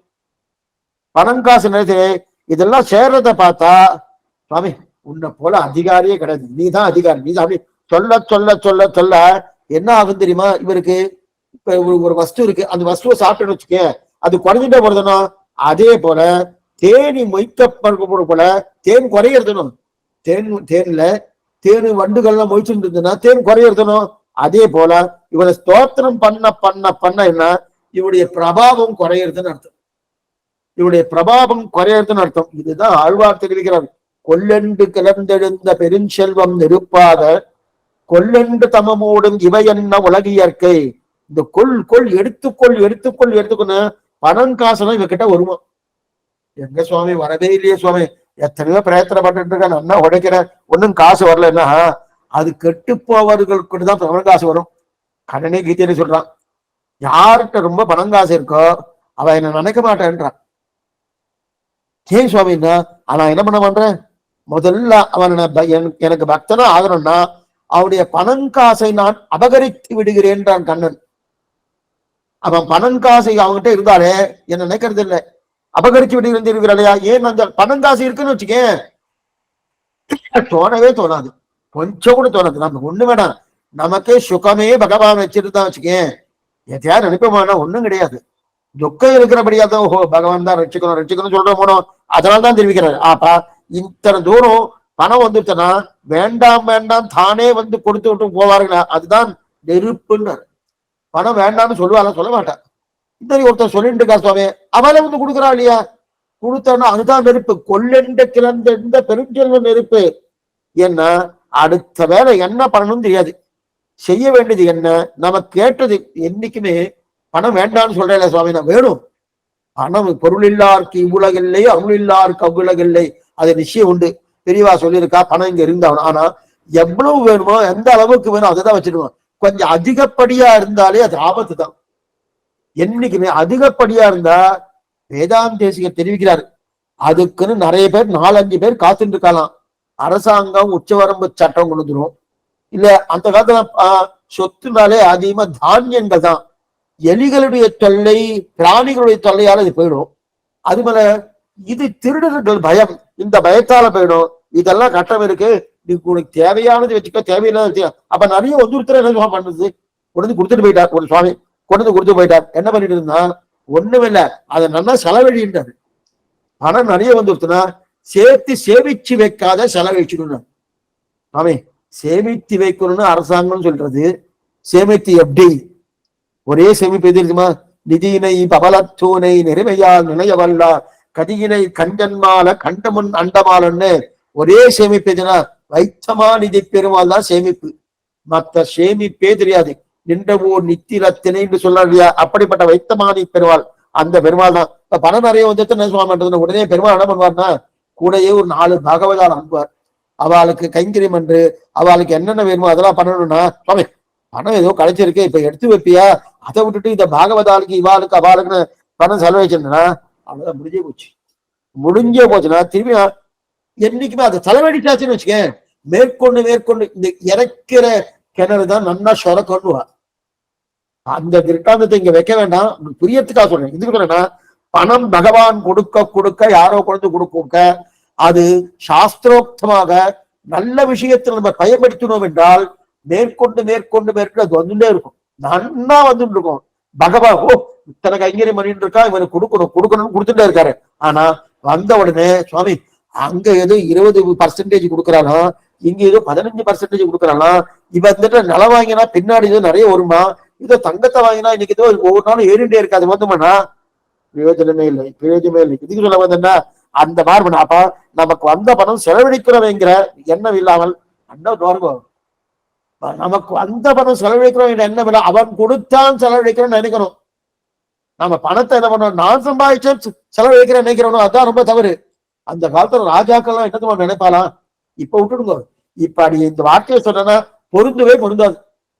அப்ப ராஜ்ய பரிபாலம் பண்றாலும் பரிபாலம் பண்றச்சு அவன் என்ன பண்ணுவானா, இந்த ராஜ்யத்தை பகவான் பார்த்து என் தலையில வச்சிருக்கார், நான் கடன் வாங்கினது போல இருந்துட்டு இருக்கேன், நான் ஜாகிரதையா பார்த்து திருப்பி அவர்கிட்ட கொடுத்துடணும். ஜாகிரதையா பார்த்துட்டு, ஏன்னா இத்தனை தூரம் பயந்து பயந்துதான் ராஜ்ய பரிபாலம் அந்த காலத்துல ராஜாக்கள் எல்லாம் பண்ணாலாம். தன் சொத்து நினைக்கிறதே கிடையாதான் ராஜாக்கள். நினைக்காம பகவான் பார்த்து இந்த சொத்தை கையில கொடுத்திருக்கார், நான் பார்த்து கொடுக்கணும் நினைக்கிறா இல்லையா, பண்ண இல்லையா. ஆக துக்கமாகட்டும் இன்பமாகட்டும் துன்பமாகட்டும் இரண்டிலும் மாறுதல் கூடாது, மாறுதலே கூடாது. அதாவது இன்பங்கள் எப்படி வரும்னா, இவனுக்கு இருப்பதே நமக்கு எப்படி இருக்கணுமா, இவன்கிட்ட இருக்கிறதே நமக்கு பிரயோஜனம் போட்டிருக்க அப்படி வருமா. நாம என்ன நினைக்கிறோம், இன்பங்கள் வந்துட்டு அப்படியே ஓகோன்னு கொண்டாடுறோமோனோ, ரொம்ப தப்புன்றாரு, ரொம்ப தப்பு. ஏன்னா அந்த வரைச்ச அந்த இன்பங்கள் சுவாமி வேற யார்ட்டே இருக்கப்படாது, இவர்கிட்ட இருக்கிறதா நமக்கு பிரயோஜனம் அப்படின்னு நினைச்சுட்டு வருமா. அப்படி இருக்கணும் வந்து இன்னொரு இல்லையா. அப்படி இருப்பினும் இவர்கள் இன்பத்தை படமாட்டார்கள். அப்படி வந்தா கூட ராமானுஜருடைய சம்பந்தம் பெற்றவர்கள், அந்த பெற்றவர்கள் இன்பப்படுவார். முனியார் துயரங்கள் முந்திலும் இன்பங்கள் மொய்த்திடனும் மனம் கடையார், துன்பங்கள் முந்திலும் முனியார்னர். ஆக இன்பங்கள் என்ன துன்பங்கள் என்ன ரெண்டும் மனமாட்டார். அப்ப துக்கம் வெறுப்பு ரெண்டுமே கிடையாது. இன்பங்கள் மொய்த்துடனும் சந்தோஷம் கிடையாது. இத கண்ணனே தெரிவிக்கிறார். ஆச்சரியமா அது இந்த இதுதான் எடுத்திருக்கார். சமதரிசனம் வேணும் அர்ஜுனா அப்படின்னார். சமதரிசனா நன்னா படித்து பட்டம் பெற்ற பிராமணன், ஒண்ணுமே இல்லாத பிராமணன், இவ ரெண்டு பேரும் வித்தியாசம் பார்க்காத என்ன. வித்யா வினய சம்பன்னே பிராமணே கவி அஸ்தினி. வித்யா வினய சம்பன்னே பிராமணே கிரியும். ஒண்ணுமில்லாத பசுமாடு என்ன, ஒண்ணுமில்லாத மற்ற மாதங்க யானை என்ன, இரண்டும் வித்தியாசம் பார்க்காத. பசுமாட்டுக்கும் அதே போல மற்ற மாதங்க யானைக்கும் வித்தியாசம் பார்க்காத. படித்த பிராமணன் படிக்காத சாமானியமன் வித்தியாசம் பார்க்காது. அது போல நாய் இருக்கணும். ஆமா, அந்த நாயும் நாய் மாம்சம் சாப்பிடணும். யாரும் சண்டாளன். அந்த நாய் ரெண்டு பேருக்கும் வித்தியாசம் ஆகுது. நாய்க்கும் நாய் மாதம் வித்தியாசம் ஆகுது. பண்டிதகா சமதரிசனகா வித்யா வினய சம்பன்ன பிராமணே கனியஸ்திகை பண்டிதகா சமதரிசனகா. சமதரிசனம் என்னன்னா எல்லா ஆத்மாவும் நன்னா பார்த்து கொள்ள அர்ஜுனா. சமமா பாரு, தனித்தனியா பார்க்காதே. சரீரம் தான் வித்தியாசம். இது மனுஷ சரீரம், இது விலங்கு சரீரம், இது பாம்பு சரீரம். இந்த சரீரம் தான் வித்தியாசம். ஆத்மா எல்லாம் ஒண்ணுதான், ஆத்மா சுரூபம் ஒண்ணுதான். சமதரிசனம் வேணும்னு 5ஆம் அத்தியாயத்துல பூர்த்தியா கண் தெரிவிக்கிறார். சமதரிசனம் ஏன்னா சொல்லிட்ட உடனே அதுக்கு அடுத்த ஸ்லோகத்துல அப்படி பார்க்கிறவன் அவன் சாதனம் பண்ணி கொண்டு சாதன காலத்திலேயே இந்த சம்சாரத்தால் ஜெயிக்கப்படுகிறது. அப்படி சமதரிசனம் பார்க்கணும்னு பார்க்கிறவன் எப்படின்னா, அவன் இங்க இருந்து கிளம்பி போறதுக்கு என்னென்னோ சாதனம், இதெல்லாம் உபாசன மார்க்கத்துக்கு உண்டான ஒரு வெடியை சொன்னது. ஏன்னா கீதையே பக்தி மார்க்கம் தான், உபாசன மார்க்கம் தான், அது பிரபக்தி மார்க்கம் கிடையாது. அதுல தெரிவிக்கிறார். அந்த மாதிரி இருக்கக்கூடிய சமதரிசனம் பார்க்கக்கூடிய என்ன பண்றான்னா, அவன் என்ன அடைவதற்குள்ள சாதனம் பண்றானோ அந்த சாதனம் பண்ணக்கூடிய காலத்திலேயே இந்த சம்சாரத்தை ஜெயித்தவனாகிறான்றாரு. இந்த சம்சாரத்தை ஜெயிச்சவனாகிறான். எவன் சமதரிசனம் பெற்றானோ அர்ஜுனா, அவன் இங்கேயே ஜெயிச்சவனாகிறான். ஜெயிச்சுட்டான், நன்னா ஜெயிச்சுட்டானாரு. யாருக்கு சாமியத்தில் மனதானது இருந்தாலோ அவர்கள் இங்கேயே ஜெயித்தவர்கள் ஆகிறார்கள். ஆக எல்லா ஆத்மாக்களையும் ஒன்னா பார்க்க தெரிஞ்சுக்கொள். தெரிஞ்சுட்டா என்ன சொன்ன, ஆத்ம தரிசனம் கிடைச்சதுன்னு அர்த்தம். ஏன்னா ஆத்ம தரிசனம் ஏற்பட்டாலே சமதரிசனம் இருக்குன்னு அர்த்தம். நல்லா பாத்துக்கோ. சரீரத்தோடு பார்த்ததான் இத்தனை வித்தியாசங்கள். இவர் பிராமணன், இவர் சத்திரன், இவர் சூத்திரன், இவர் வைசியன், இவர சம்ம பார்க்க வேண்டியிருக்கு. அதே இந்த சரீரத்தை நீக்கி விசிஷ்ட வேஷம் நிகிருஷ்ட வேஷம், விசிஷ்ட வேஷம்னா சேர்ந்து பார்க்கணும், நிகிருஷ்ட வேஷம்னா பிரிந்து பார்க்கக்கூடிய தன்மை. அந்த பிரிந்து பார்க்கக்கூடிய தன்மை வந்துருச்சுன்னா சமதரிசனம் ஏற்பட்டாலே அது இங்கேயே அவன் ஜெயித்து ஆகிறான்னு தெரிவிக்கிறான் இல்லையா. இது அர்ஜுனன் கேட்கிறான். சரி, அவன் எப்படி ஜெயித்தவன் ஆகிறான், எப்படி ஆகிறான்னா நல்லா பாருங்க. ஆத்மாவை சமம் என்று தெரிஞ்சு கொண்டால் அதனால லாபம் என்ன சுவாமி, ஆத்மாவை சமம்னு தெரிஞ்சுட்டேன், அதனால லாபம் என்னன்னா கண்ணன் சமாதானம் சொல்றான். பிரியத்தை கொடுக்கிற எதை சேர்த்தாலும் அதை கண்டு ஆனந்தப்பட மாட்டான். ஆத்மாவை சமம்னு நினைக்கிறவன் எப்படி தெரியுமா இருப்பான், ஆத்மா சமம் நினைக்கிறவன் எப்படின்னா, ஒரு பிரியமான ஒரு வஸ்து கிடைச்சிட்டு அவனுக்கு ரொம்ப பிடிக்கும், அதை பார்த்து ஆனந்தப்பட மாட்டான். அதே போல அப்பிரியம், அவனுக்கு இது பிடிக்கவே இல்லை, பிடிக்காம இருக்க செய்தும் அதை பார்த்து துக்கப்பட மாட்டோம். ரெண்டுமே கிடையாது. தனக்கு பிடித்த வஸ்து கிடைத்தபடியாலே ஆனந்தப்பட மாட்டான், தனக்கு பிடிக்காத வஸ்து தன்னிடத்தில் வந்தபடியாலே துக்கப்பட மாட்டான். இதுதான் ஸ்திரமான ஆத்ம தர்மத்தை பற்றின புத்தி. ஸ்திரமான ஆத்ம தர்மத்தை பற்றி புத்தி, இந்த ஸ்திர புத்தி வேறு. ஏன்னா நாம் ஆத்மாவும் ஒன்றேங்கிற எண்ணம் அவனுக்கு கிடையவே கிடையாது. நாம் வேறு, ஆத்மா தான், நம் சரீரம் வேறு, ஆத்மா வேறு இருக்கு இல்லையா? இரண்டும் சமயங்கிற எண்ணம் என்றாலும், ஆத்ம தர்மம் ஏற்படணும் என்றாலும் ஆத்மசர்வம் ஒன்று என்ற எண்ணம் ஏற்படணும். என்ன பாருங்க, எல்லாமே சமமா பார்க்கணும்னா ஆத்ம தரிசனம் ஏற்படணும். ஆத்ம தரிசனம் ஏற்படும் என்றாலும் ஆத்மஸ்வரூபம் ஒன்று என்கிற எண்ணம் ஏற்படணும். அப்ப ஏற்படணும்னா என்ன சொன்னா, அர்ஜுனா தத்துவ வித்தோட உபதேசத்தை நீ பெற்றே ஆகணும். தத்துவ வித்துக்களின் மீது, வித்வான்களின் தத்துவங்களை அறிந்தவர்களை, சித்த சித்தி ஈஸ்வரன், அந்த தத்துவங்களை அறிந்தவர்களின் வித்வான்கள் இருக்கையா, அவர்கள் உபதேசத்தை பெற்றாகணும். ஏன்னா அப்பப்போது சம்சார மனத்துல சில பேர் அனுப்பி வைக்கிறான், பகவான அனுப்புறார். அவெல்லாம் நிறைய மகான்கள் பார்க்கிறாலும் அனுப்பி வைக்கிறான் இல்லையா? அந்த ஆச்சார உபதேசத்தால் தான் ஆத்ம யாதாத்ம ஞானம் கிடைக்கணும். ஆத்ம யாதாத்ம ஞானம்னா எனக்கே வந்துடும் எனக்கும் வந்துடும் நினைக்கிறோமோ, தவறான கருத்து. ஆத்ம யாதாத்ம ஞானம் ஒரு ஆச்சாரிய மூலம் தான் இருக்கும். ஆனா தன்னையே திருவுள்ள சுவாமி ராமானுஜர் இதுக்கு வியாக்கியானம் பண்றார். கண்ணன் ஆத்ம யாதாத்ம ஞானம் ஏற்படணும்னா தத்துவ தரிசனுடைய உபதேசங்கள் கேட்கணும். சுவாமி வியாக்கியானம் பண்றாரு. தன்னையே நினைத்து கொண்டு வியாக்கியானம் பண்ணுகிறான்னு வேதாந்தேசியை தெரிவிக்கிறார். இதுக்கு சொல்ல வந்தேன்னா, திருவுள்ளத்தை ஒத்துக்கொண்டு ஆக கண்ணன் எந்த அபிப்பிராயம் சொன்னான்ற, இப்படி உபதேசத்துக்காக நாமே சென்று ராமானுஜரை பிறப்போம். கண்ணனே பிறந்திருக்காரனோ, கண்ணன் வேறல்ல, சுவாமி ராமானுஜர் வேறல்ல. இல்லையா சுவாமி? கேள்விப்பட்டதே பாட்சார் தான் ராமானுஜன். நீ நிறைய தடவை சொல்லியிருக்கேன். ஏன்னா சுவாமி ராமானுடைய திருத்தகப்பனார் சோமயாதி ஆண்டார். கைரவனி புஷ்கரணி கரைக்கு வந்து தபஸ் பண்ணார். தனக்கு சந்தான பிராப்தி இல்லைன்னு உடனே அவர் பிரத்யட்சமானார். கைரவனி புஷ்கரணியின் பேரு திருவல்லிக்கேணி புஷ்கரணிக்கு. அங்கதான் அவர் தபஸ் பண்ணார். உடனே பிரத்யட்சமானார். பிரத்யட்சமா என்ன வேணும், யார் என்ன வேணும்னாரு, எனக்கு சந்தான பிராப்தி வேணும். இப்ப யாரை போல பிள்ளை வேணும், உண்மை போல வேணும்னார். எம்ம போல ரெண்டாவது கிடையாது, நானே வந்து பிறப்போம்னு. அதனால்தான் அங்க வந்து இவரை வந்து பிறந்திருக்காரு இல்லையா? அதனால்தான் இப்பவும் நீங்க ஒண்ணு தெரிஞ்சுக்கணும். என்ன விஷயம்னா, பாஸ்தாதி பிறகு உற்சவங்கள் இருக்கு இல்லையா, அவர் அப்படியே புறப்பாட பண்ணி அவருக்கு அந்த உற்சவம் எல்லாம் முடிஞ்சிடும். ஆழ்வார் ஆச்சார உற்சவாதிகள் வந்துனாலே ஒவ்வொரு ஆழ்வார் திருநட்சத்திரத்துக்கும் ஆச்சாரியன் திருநட்சத்திரக்கும் சுவாமி பாஸ்தாதி எழுவார். அவர் ஏழிதான் அங்க உற்சவம் பூர்த்தியாகும், சாத்துமர பூர்த்தியாகும். ஆனால் சுவாமி ராமானுஜர் சித்திர திருவாதிரை அடுத்த ஞாயிற்றுக்கிழமை, அந்த சித்திர திருவாதிரை அன்னைக்கு பார்சாதி சுவாமி அழ மாட்டார். மற்ற ஆழ்வார்கள் என்ன, ஆச்சாரியர்கள் என்ன, எல்லாருடைய திருநட்சத்திரத்துக்கும் பார்சா எழுவார். ஏறிதான் அங்க பூர்த்தியாகும் சாத்துமர, அதுக்கு மேல அந்த திருநட்சத்திர வைமும் பூர்த்தியாகும். ஆனா எம்பெருமானார் என்று சொல்லக்கூடிய ராமானுஜர் அவதார தினமான சித்திரை திருவாதிரை அன்று பார்சாதி அழ மாட்டார். ஏன் சுவாமி? இவரே தான் அவர், இவரே அவரை. இன்னைக்கு நீங்க பார்சாதி திருவள்ளிக்கேணி சேவிக்கலாம். நீங்க இந்த வருஷமாவது போய் சேவிச்சுட்டு வாங்க. இதுக்கு சொல்லுவாங்க, இவரே அவரானபடியாலே சுவாமி எம்பெருமானாருடைய திருநட்சத்திரத்தன்று பார்சாதி எழ மாட்டார். எதுக்கு சொல்லணும், அவரே இவரானபடியாலே. அதனால்தான் அப்ப ராமானுஜருடைய உபதேசத்தால் தான் சமதரிசனம் ஏற்படும்.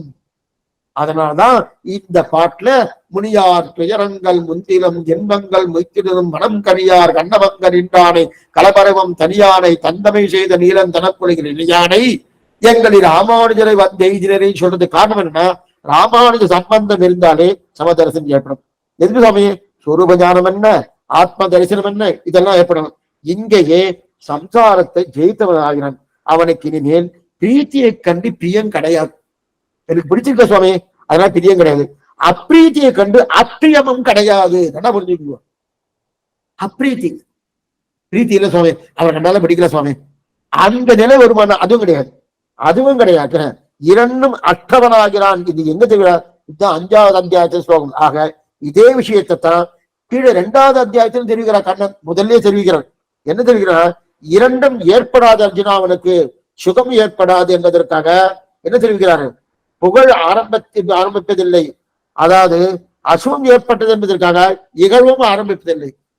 அவனுக்கு புகழ் வந்ததுக்காக ஓஹோன்னு கொண்டாட மாட்டான்.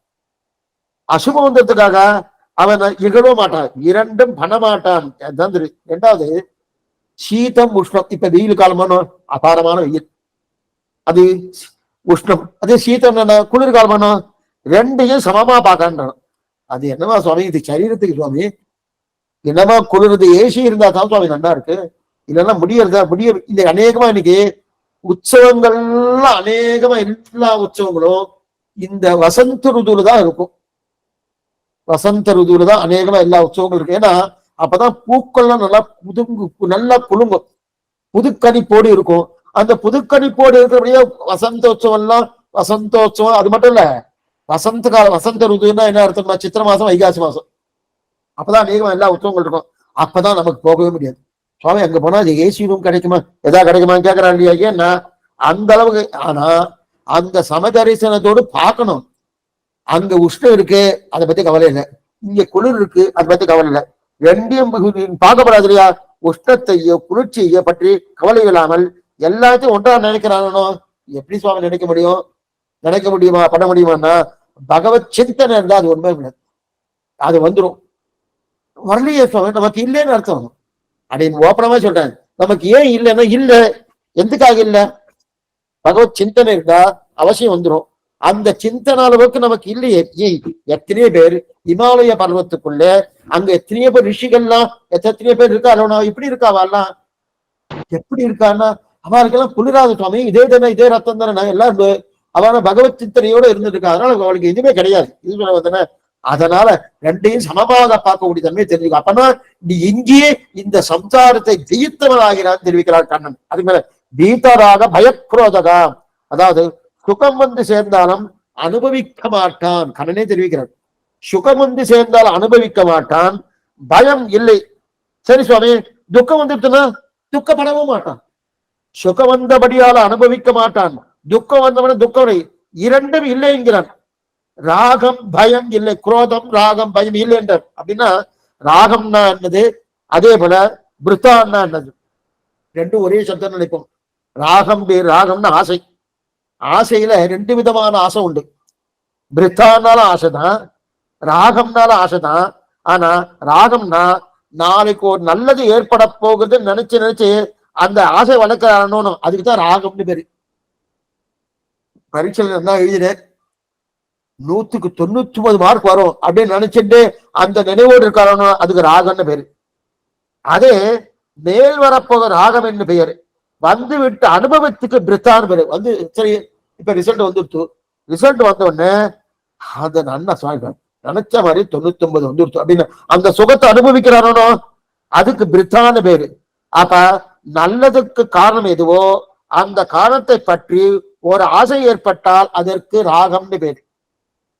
அதே இன்னொன்னு, அந்த ஆசை ஏற்படுறதுக்கு காரணம் இவருக்கு நினைக்கிறாரு, அந்த நினைவு விட்டு அதுக்கு ரிசல்ட் வந்துட்டு வச்சுக்க, வந்த உடனே முடிவு பார்த்த உடனே நல்லா இருக்கேன் அப்படின்னு சொன்ன, அதுக்கு என்ன பேருன்னா, அதுக்கு என்ன பேருனா, அதுக்கு பிரித்தான்னு பேர். ஆனா பயம் எப்படின்னா, நல்லா பாத்துக்கோ, இந்த இடத்துல பயம் எப்படின்னா, பிள்ளையை படின்னு சொன்னேன், அவன் படிக்கல, ஆனா பரீட்சை எழுதினா முடிவு என்ன வரப்போறதோ அப்படின்னு ஒரு பயப்படுறானோ, அதற்கு தான் பயம்னு பேரு. அதான் பீதராக பயக்ரோதகா. அது எந்த சுகத்தை கொடுக்குமோ அதற்கு காரணமும், எது துக்கத்தை கொடுக்குமோ அதன் காரணமும், இரண்டையும் தொலைச்சிடு அர்ஜுனா, ரெண்டுத்தையும் தொலைச்சிடு. சுகத்தை கொடுக்கக்கூடியதையும் தொலைச்சிடு, துக்கத்தை கொடுக்கக்கூடியதையும் தொலைச்சிடு. இதை தொலைத்தவன் தான் சம்சாரத்தில் ஜெயித்தவன் ஆகிறான். சமம், ரொம்ப சமம். பண்ண முடியுமா சுவாமி? தாராளமா பண்ணலாம். பகவானுடைய திருவடிய, ஆச்சாருடைய திருவடியை பத்தி இது திரிநீகித விரிஞ்சாதே நிலங்குச்ச விபூத ஜகா ராமானுஜ பதாம்போஜ சமாஸ்ரீன சாரணகான்னு ராமானுடைய திருவடி கிடைச்சதுக்கு அப்புறம் பிரம்மாவுடைய பதையும் புல்லுக்கு சமானம் நினைக்கிறது. இதுதான் அது நினைக்க சொல்றா இல்லையா? ஆகா, அதனால்தான் அப்படிப்பட்ட சம்சாரத்தை ஜெயித்தவன் ஆகிறான் அவன். அடுத்து குரோதகா, ஒன்றை எதிர்பார்த்து அது வரலன்னா குரோதம் வந்து விடுறது. ஒன்னு எதிர்பார்த்துன்னு இருந்தேன், அதாவது பரீட்சை நல்லா வந்துட்டா சந்தோஷம், பரீட்சை நல்லா வந்துட்டு சந்தோஷம், அந்த பரீட்சை போயிடுத்துன்னு வச்சுக்க துக்கம். பரீட்சையில எழுதினேன், நல்ல மார்க் வந்தா சந்தோஷம், சரியான மார்க் வந்து துக்கம். இந்த ரெண்டும் நம் மனதுக்கு ஏற்பட்டது இல்லையா? அத பாருங்க, மூளை வேற நினைக்கும், மனசு வேற நினைக்கும். மனசும் மூளை ரெண்டும் ஒரே விதமான இதுன்னா நம்ம ஏற்கனவே இதுல பார்த்துருக்கோம். உடல் தூய்மை, உள்ள தூய்மை, ஆப்த தூய்மையில பார்த்துருக்கோம். இன்னும் இப்ப சொல்றேன், மூளை வேற விஷயத்த நினைக்கும், மனசு வேற விஷயத்த நினைக்கும். மூளை என்பது என்னைக்கும் வித்தியாசமா பார்க்காது. வித்தியாசம் பார்க்காம அதை அப்படியே நினைச்சிட்டு இருக்கோம். ஆனா மனசுதான் ராகத்தையும் பயத்தையும் எப்போது சேர்த்து கொண்டே இருக்கும். ஒரு பக்கம் ஆசை இருக்கும், இன்னொரு பக்கம் பயம் இருக்கும். ஏன்னா மனசை பிரிச்சு முடிய வேலை செய்ய விட்டோம்னா இயந்திரத்தனமா வாழ்க்கை போயிடும். இயந்திரத்தனமா ஒரு இயந்திரம் இருக்கு, ஒரு யந்திரம் இருக்கணும், அந்த யந்திரத்தனமா போயிடும். எப்படின்னா மனசை நன்னா பிரிச்சோம். ஏன்னா இதுவும் பண்ணணும் அதுவும் பண்ணும், அங்க போயிருக்கலாமோ அங்க போயிருக்கலாமோ அங்க போயிருக்கலாமா அப்படின்னு தோணும். போகாம நல்லா இருக்குமோ, இரண்டையும் பண்றது இந்த மனசுக்கு. ஆனா மூளைக்கு என்ன வித்தியாசமா பார்க்காது. மூளை வித்தியாசமா, மனசு என்பது சுகதுக்கங்களை சேர்க்கும். ஆனால் நல்லது எது தீயது என்பது மூளைத்தான் யோசிக்கும். நல்லது மூளைதான் யோசிக்கும். நல்லதை சேர்த்து சுகத்தை சேர்க்கணும், தீயதை சேர்த்து துக்கத்தை சேர்க்கணும். அந்த மனசையும் மூளையும் சேர்த்து விடுவதற்கு ஆரம்பிச்சா அவன் எதிர்த்தவனாகிறான். என்னைக்கு மூளை ரெண்டு பக்கம் இருப்ப, மூளைக்கு என்னைக்குமே ரெண்டு பக்கம் இருந்துட்டே இருக்கும். ஒரு பக்கம் நன்னா பண்ணும், இன்னொரு பக்கம் என்ன பண்ணுன்னா இந்த மாதிரி இருக்குமோ அப்படின்னு தோணும். ஏன்னா பிரியத்துக்காக சொன்னேன், இந்த யாராருக்கு எப்படி எப்படி மூளை செய்யறது அதுக்கு ஒரு திட்டாக சொல்றேன். பரதன் ராமனை காட்டுக்கு வரணும், நாட்டுல ராஜ்ய பரிபாலம் பண்ணு கூப்பிட்டா வரமாட்டேன்ட்டான். உடனே பாதிகை கிடைச்சது, பாதிகை எடுத்து வந்துட்டான்.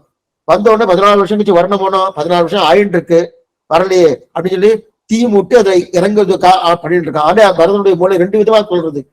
ஒரு விதம் என்ன, ஒரு மூளை என்ன சொல்றதுன்னா, ஒண்ணுமில்ல, ராமன் சத்தியசந்தன், சத்தியவாக் திடவர்தன், அப்படி இருக்க செய்து சொன்ன வார்த்தை மீறாதவன், சொல் மீறாதவன், அப்படி இருக்கச்சு நிச்சயம் வந்துடுவான் அப்படின்னு ஒரு பக்கம் இந்த மூளை சொல்றது. இன்னொரு பக்கம் அந்த மூளை என்ன பண்றதுன்னா, இல்லையே என்னை கைவிட்டாமல் இருக்கு, என்ன ஆயிடுச்சுன்னு தெரியலையே, சத்தியசந்தனாச்சு வந்துதானே ஆகணும், ஒன்னும் வரலையே அப்படின்னு சொல்றது. இந்த ரெண்டு நிலை இது எது பண்ணும்னா இந்த மூளை தான் பண்ணும். அப்படிப்பட்ட சிதையை மூட்டி குடிக்கிறேன்னு நினைக்கிறானோ, இந்த ரெண்டும் மாற்றி மாற்றி பரதன் நினைச்சாரானோ, அப்ப இதெல்லாம் மனசத்துக்கும் மூளைக்கும் இருக்கக்கூடிய நிலை. அப்ப இது ரெண்டையும் ஒருங்கிணைந்து எடுத்து கொண்டு போகன்றதுதான் அதிகாரியுடைய சாமர்த்தியம். ரெண்டுத்தையும் சேர்க்கணும், மனசையும் மூளையும் ரெண்டையும் சேர்க்கணும். ஆக மேல வரப்போது ஒரு சுகம், அதற்கு ஒரு காரணம், அதை பற்றின எண்ணம் என்பது ராகம். மேலே வரப்போது துக்கம், அதற்கு ஒரு காரணம், அதை பற்றின எண்ணம் என்பது பயம். ஆக சுகத்திலும் துக்கத்திலும் வரவற்றாமல் யார் தடுக்கிறார்களோ அந்த வஸ்துவின் பெயரில் பாய்வதுதான் கோபம். மேல ஒரு துக்கம் வரப்போறது ஒண்ணு, மேல ஒரு சுகம் வரப்போறது ஒண்ணு. துக்கம் வரப்போறது தடுத்துட்டாடா அவ மேல பிரீத்தி இருக்கும், ஆனா அவளை வர வச்சாலும் அவ மேல கோபம் வந்துடும். அதே ஒரு சுகம் வரப்போறது, சுகம் வரதை யார் தடுத்தான்னா அவ மேல கோபம் வருது. அந்த சுகம் வரதை யார் அனுமதித்து கொண்டு கொடுத்தாலோ அவ மேல ஒரு பிரீத்தி ஏற்படுது இல்லையா? இது ரெண்டுமே கூடாதுங்க.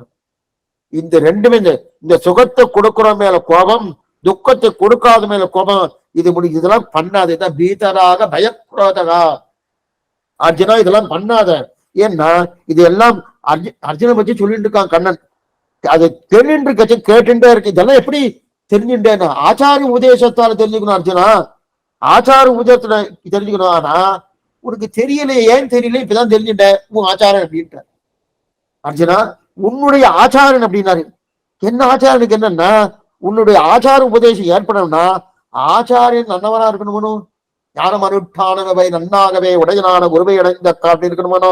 அப்ப நீ ஏன் இப்படி இருந்தாலும் தெரிஞ்சுட்டேன், ஏன்னா நீ ஆச்சாரியரான ராமானுஜனை பெறக்கூடிய பாக்கியத்தை இழந்தாய்.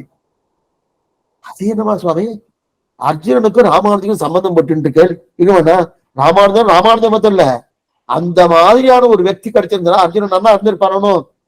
என் மோட்சத்துக்கு போலிய இத்தனை தூரம் கண்ணை உபதேசம் பண்ணியும் உன் திருவடியே சரணன் ஒரு வார்த்தை சொல்றானா, புகழுண்டில்லா அடியேன் உன் அடிக்கீழ் அமர்ந்த புகுந்தேன்னு ஒரு வார்த்தை சொல்றானா, சொல்லவே இல்லையே.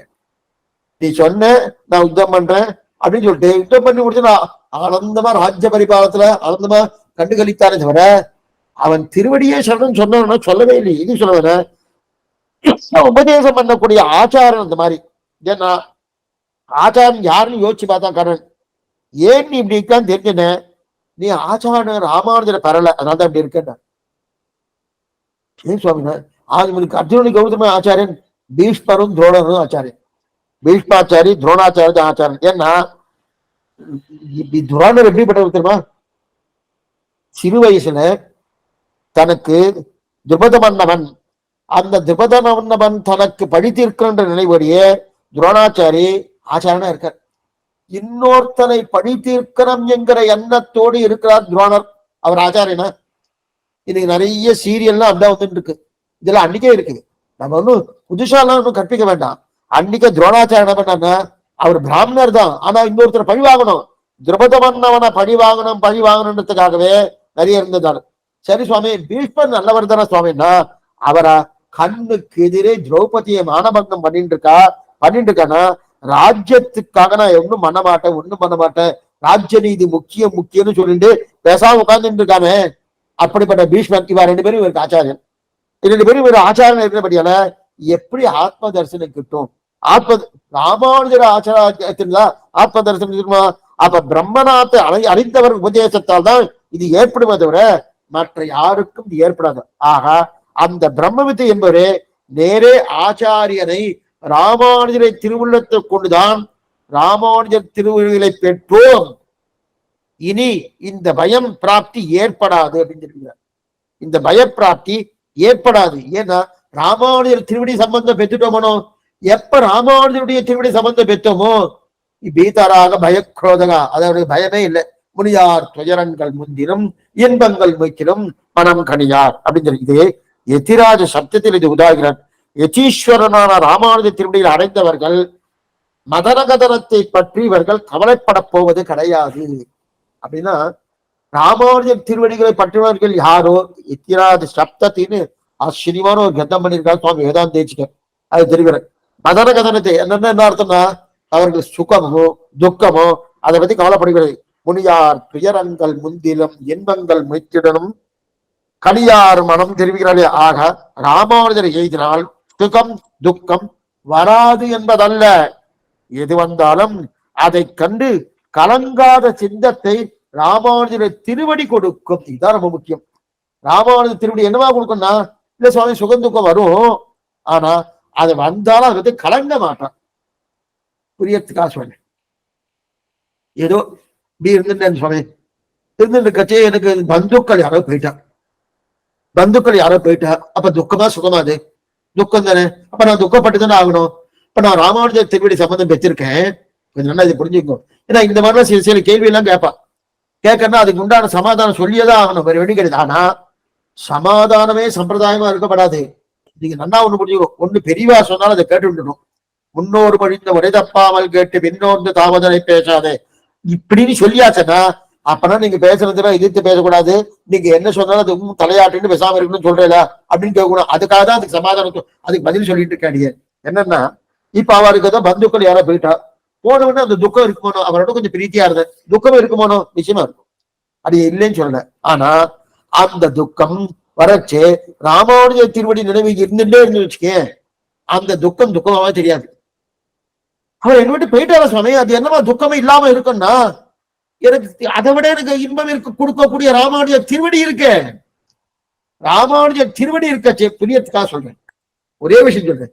ஒரு பக்கம் இந்த இடத்துல ஒரு சக்கரை வச்சிருந்தா, ஒரு பக்கம் இந்த இடத்துல பாதுஷா வச்சிருந்தா, ஒரு பக்கம் இன்னொரு ஜாங்கிரி வச்சிருந்தா, இன்னொரு பக்கம் மைசூர் பாக்கு வச்சிருந்தா. இந்த சுவாமிக்கு மைசூர் பாக்கு தான் பிடிக்கும். முதல்ல சர்க்கரையை கொடுத்தார், இதே எடுத்து வாயில போட்டுட்டார், தேவையில்ல அப்படின்ட்டார்.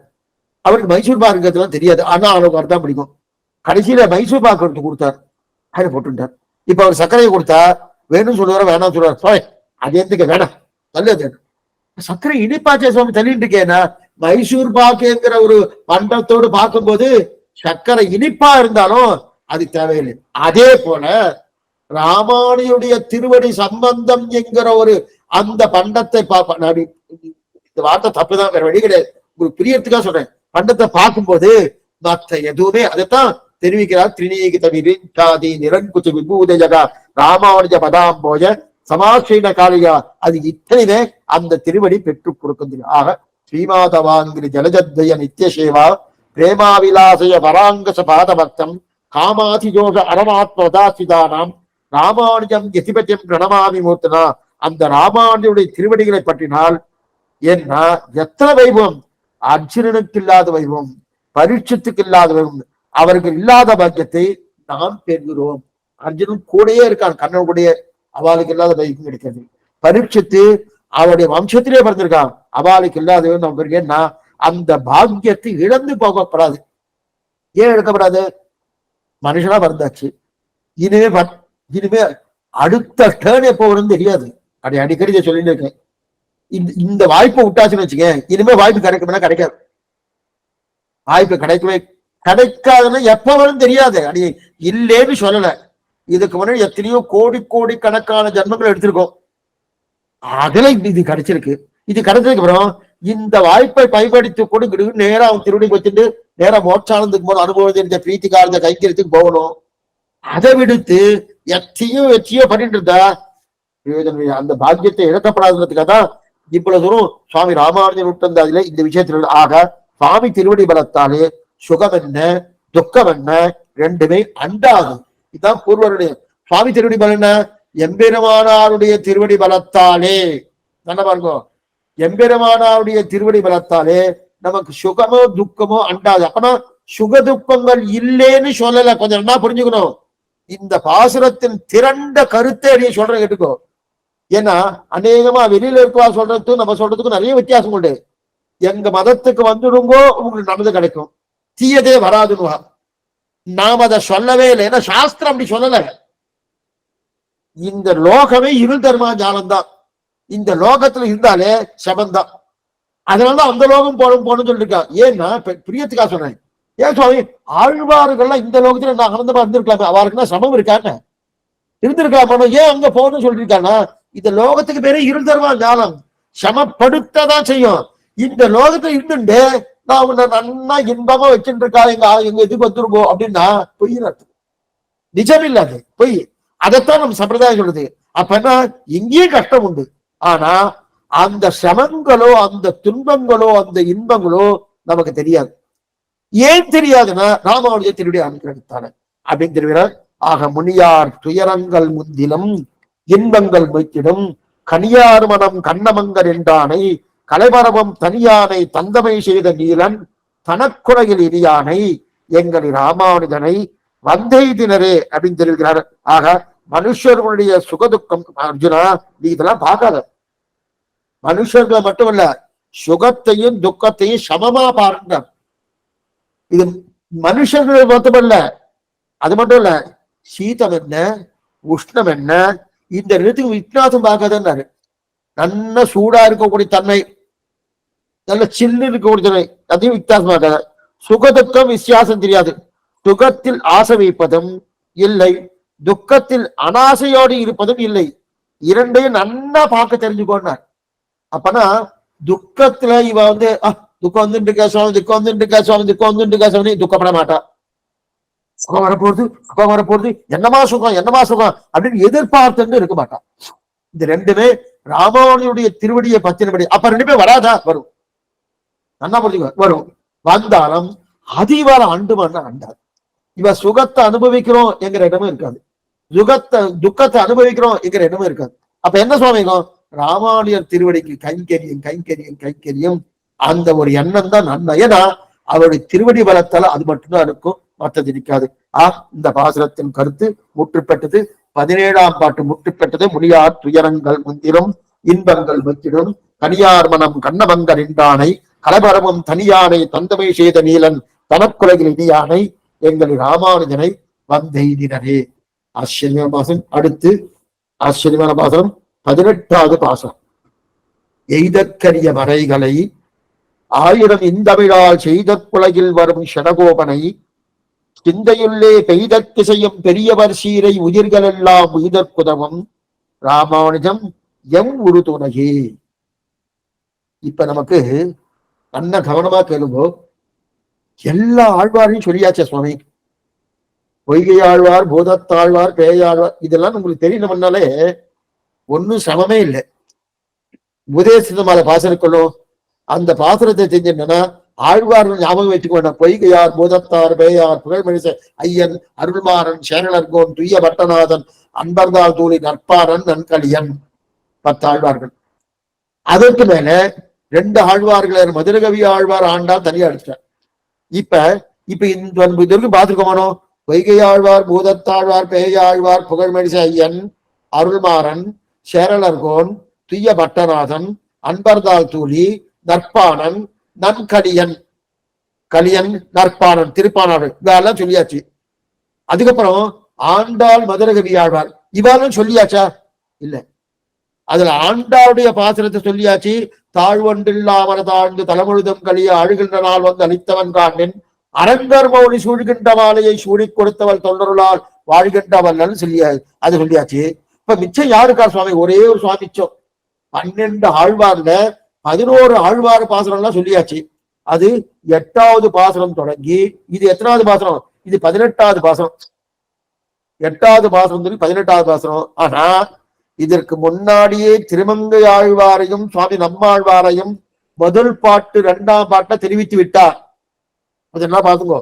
முதல் பாட்டுல 2ஆம் பாட்டை 2 பேரையும் தெரிவிக்கிறார். கல்லாறு படில் தென்னரங்கர் என்ற பாசுரத்தாலே திருமங்கை ஆழ்வாரையும் பூமன்னவாது பொருந்திய என்கிற பாசுரத்தாலே நம்மாழ்வாரும் தெரிவித்து விட்டார். இப்ப மிச்சம் 10 ஆழ்வார்கள்ல 9 ஆழ்வார் சொல்லிட்டார். இன்னும் ஒருத்தர் தான் மிச்சம் இருக்கார். யார் சுவாமி? மதுர கவி ஆழ்வார். அவரை சொல்லவே இல்லை.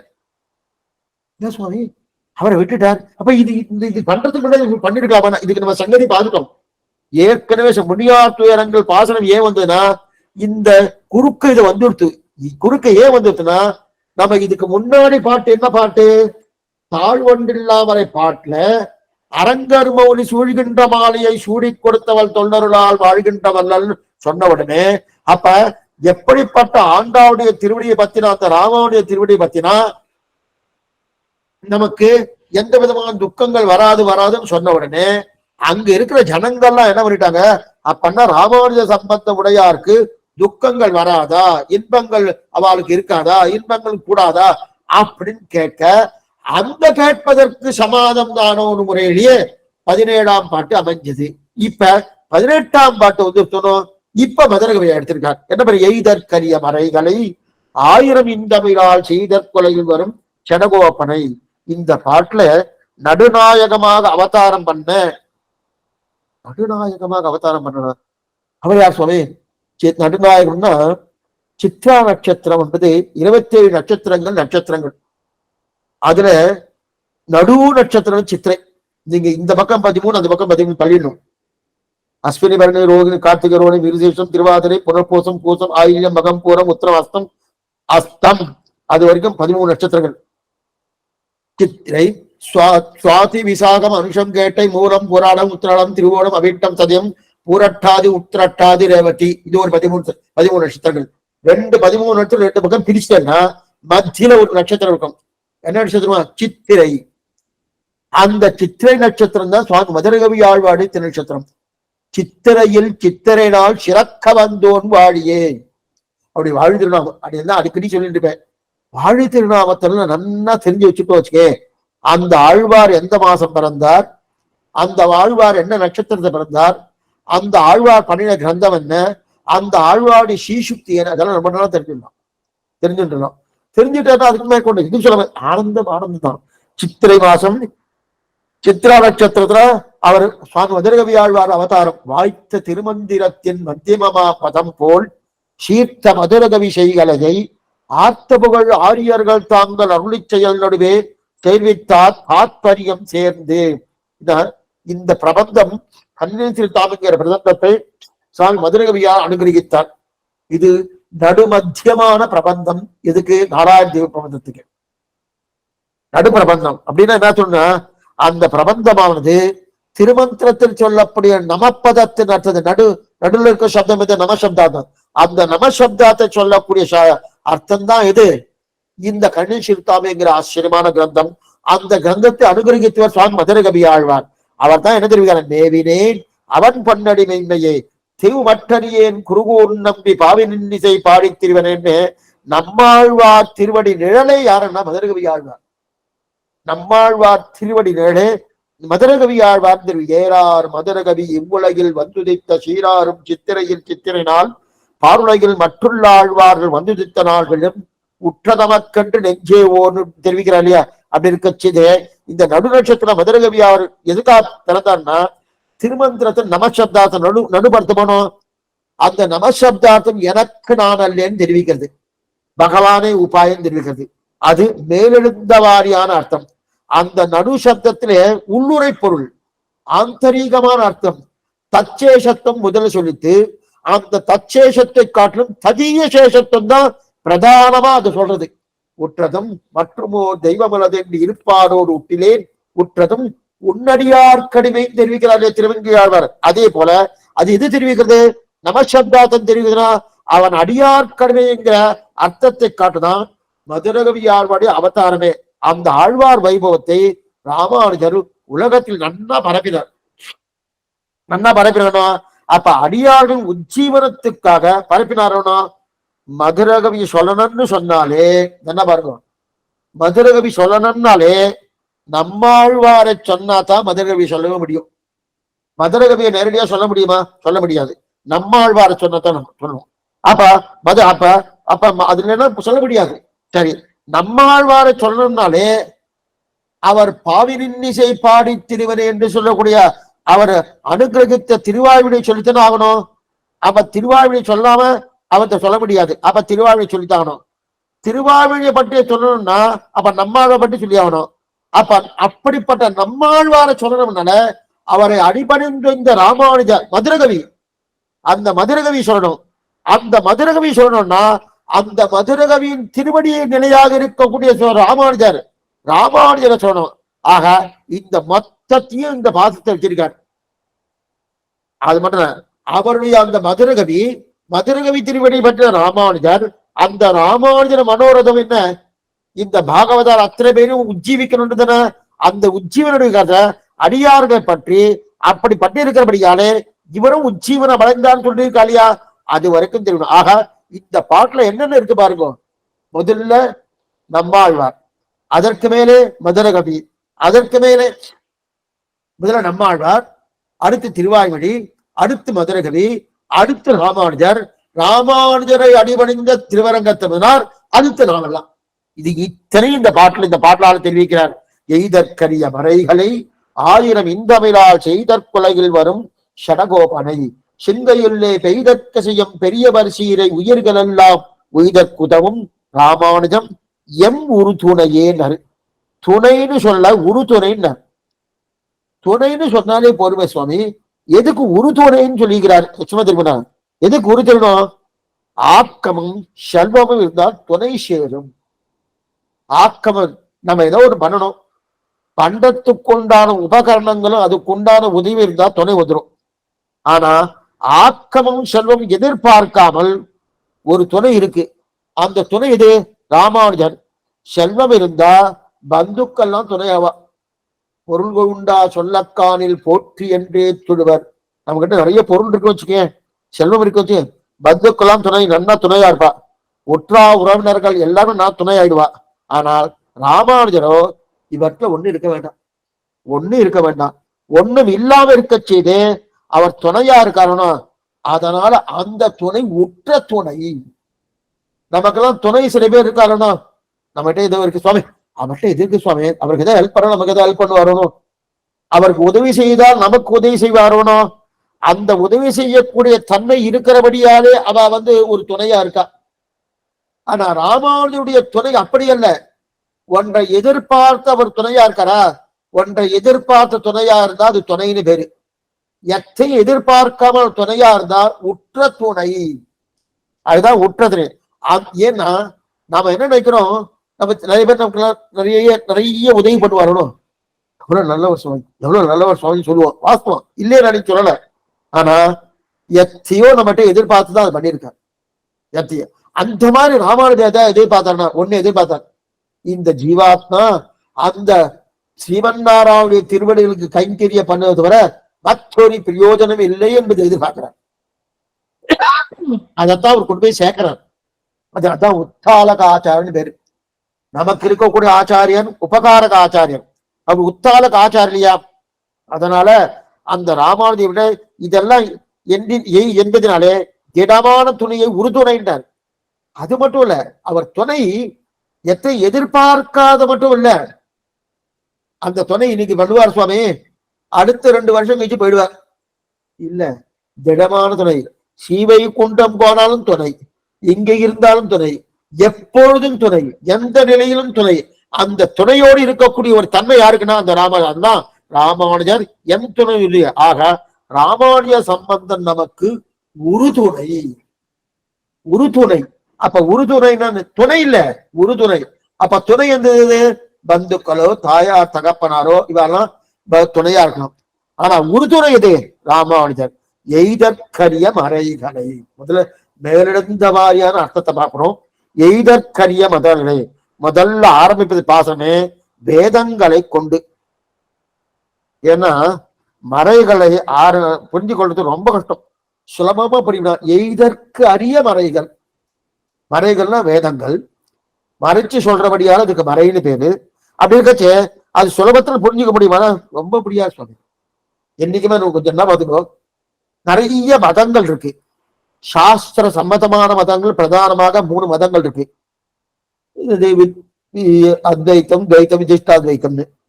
சரி சுவாமி, சாஸ்திர சம்மதத்துவான மதங்கள் 3 சொல்லணும். அப்ப சாஸ்திர சம்மதம் தானே? ஆமா. அப்படி இருக்கச்சு ஏன் 3 மதம் வந்துச்சு? ஒரே மதம் தானே வரணும். அடிக்கடி இந்த கேள்வி வரும். சங்கராச்சாரியும் அதே சாஸ்திரத்தை எடுத்துட்டு இருக்கார், சுவாமி ராமானுஜரும் அதே சாஸ்திரத்தை தான் எடுத்துட்டு இருக்கார், மாத்வாச்சாரியும் அதே சாஸ்திரத்தை தான் எடுத்துட்டு இருக்கார். அப்படி இருக்க செய்து ஏன் இவாளுக்கு மாறுபட்ட கருத்து வந்துட்டு இருக்கு? அதுதான் எய்தற்கரிய மறை. மறைச்சு சொல்லும். மறைச்சு சொல்லும் போது என்னுடைய அபிப்பிராயத்தை அதுல திணிக்கிறனும். என்னுடைய அபிப்பிராயம் என்ன மறைச்சு சொன்னாலே என்னுடைய அபிப்பிராயத்தை சொல்லான்னு அர்த்தம். என் அபிப்பிராயத்தை தான் அதை இழுத்துக்கிறேன். அது முன்னாடி என்ன சொல்லிட்டு பின்னாடி என்ன சொல்லி அதை பார்க்காம இதுதான் சுவாமி, அது சொல்லி இதுதான் சுவாமி சொல்லிட்டு சொல்றோமோ, அதான் மறை. அப்படிப்பட்ட மறை சுலபத்துல புரியுமான்னா புரியாது. தெரியாத மரநிலங்களை தெரிகின்றோமே. வேதாந்த தேசிய தெரிவிக்கிறார். பெரிய காட்டுல இருட்டு காட்டை கொண்டு போய் விட்டா போல வேதாந்தத்துக்குன்னு இட்டு பிறந்தவர். அவருடைய அவதாரமே சம்ஸ்கிருத பாஷையாக இருந்த வேதாந்தத்தை நன்னா தெரிஞ்சு கட்டுக்கணும்னு தான்.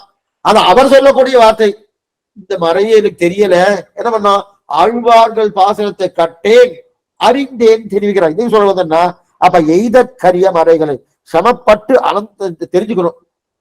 அனந்தாவை வேதாகா. அவ்வளவு என்று சொல்ல முடியாது. எவ்வளவு இருக்குன்னா அவ்வளவு இருக்கு. அனந்தாவே வேதம். வேதம் இன்னொன்னு சொல்ல முடியாது. நமக்கு இன்னைக்கு கிடைக்கிறது ஒரு துணிதான் வேதம். நிறைய இருக்கு, எல்லாம் போயிடுச்சு. எப்படி போயிடுத்து இருக்கட்டும். அப்படி இருக்கச்சது அனந்தாவாவே அவ்வளவு என்று சொல்ல முடியாது. இது எங்க தெரியுது? 1000 இந்தமிழால் செய்தற்கொலையில் வரும் ஷடகோபரை. 1000 இனிய பாசனங்களாலே புரிகிற தமிழ் பாசனங்களால் 1000 என்று நிறைய வேதங்கள் இவர் 1000 கொடுத்திருக்கார். வேதங்கள் நிறைய இருக்கு. ஆனா அது சமமானது, இது இனியது. 1000 இந்தமிழால் செய்தற்கொலையில் வரும் ஷடகோபன். நல்லா படிக்கோ. அது இந்தமிழா இருக்காது, தமிழ் கிடையாது, முதல்ல சம்ஸ்கிருதம். இனிமையா இருக்கும்னா சுவாமி என்னமா சுவாமி வேதம் செவிச்சுட்டே இருக்கேன், கண்ணில் ஏதாவது ஜலம் வருமா, தண்ணி வருமானா? ஏதோ செவிக்கிறதுக்கு ஆனந்தமா இருக்கு, அப்படின்னு தலையை ஆட்டிகிட்டே இருப்போம், அவ்வளவுதான். ஆனா கண்ணில ஜலம் வருது, உருவப்படுவான். நீராய் உறைந்து கரையை உருக்குகின்ற நெடுமாலே ஆறாமுதே அடியேனுடலம் என்பால் அன்பாயே நீராய் அலைந்து கரையை உருக்குகின்ற நெடுமாலே இது உருக பண்ணுவான்னா அதெல்லாம் முரட்டு சம்ஸ்கிருதம்னு பேரு. அதுக்கு ஒண்ணுமே பண்ணாது. ஆனா இது தமிழ் எப்படிக்கு? பாலோதமுதுன்னு 1010 நன்னா பால் சாப்பிடுற மாதிரி இனியா இருக்குல்லே, இனியா இருக்கு. ஆகா அப்படிப்பட்ட 1000 இந்தமிழால் செய்தற்குறையில் வரும் ஷடகோபனை. ஆக தமிழ் என்பது ரெண்டாவது என்ன? அது சம்ஸ்கிருதம், இது தமிழ். ஆக எய்தற்கரிய மறைகள் என்பது நேர் எதிர் நம்மாழ்வார் பாசனம். கொஞ்சம் நல்லா பண்ணிக்கோ. நம்மாழ்வார் பாசனம் நேர் எதிர். அது எய்தற்கு அரியது மறைகள். நம்ம சுலபத்துல புரிஞ்சு கொள்ள முடியாது. ஆனா நம்மாழ்வார் பாசனம் ஆழ்வார் அவதரித்ததே 1000 இன்தமிழால் பாடுவதற்காகத்தான். அப்ப சம்ஸ்கிருத வேதத்தை தமிழாக்குவதற்காக நம்மாழ்வாருடைய அவதாரம். என்ன பண்ணிக்கோ. இதைத்தான் என்ன பண்ண சம்ஸ்கிருத வேற இருக்கணும், அது அப்படியே தமிழாக்கு கொடுக்கணும்.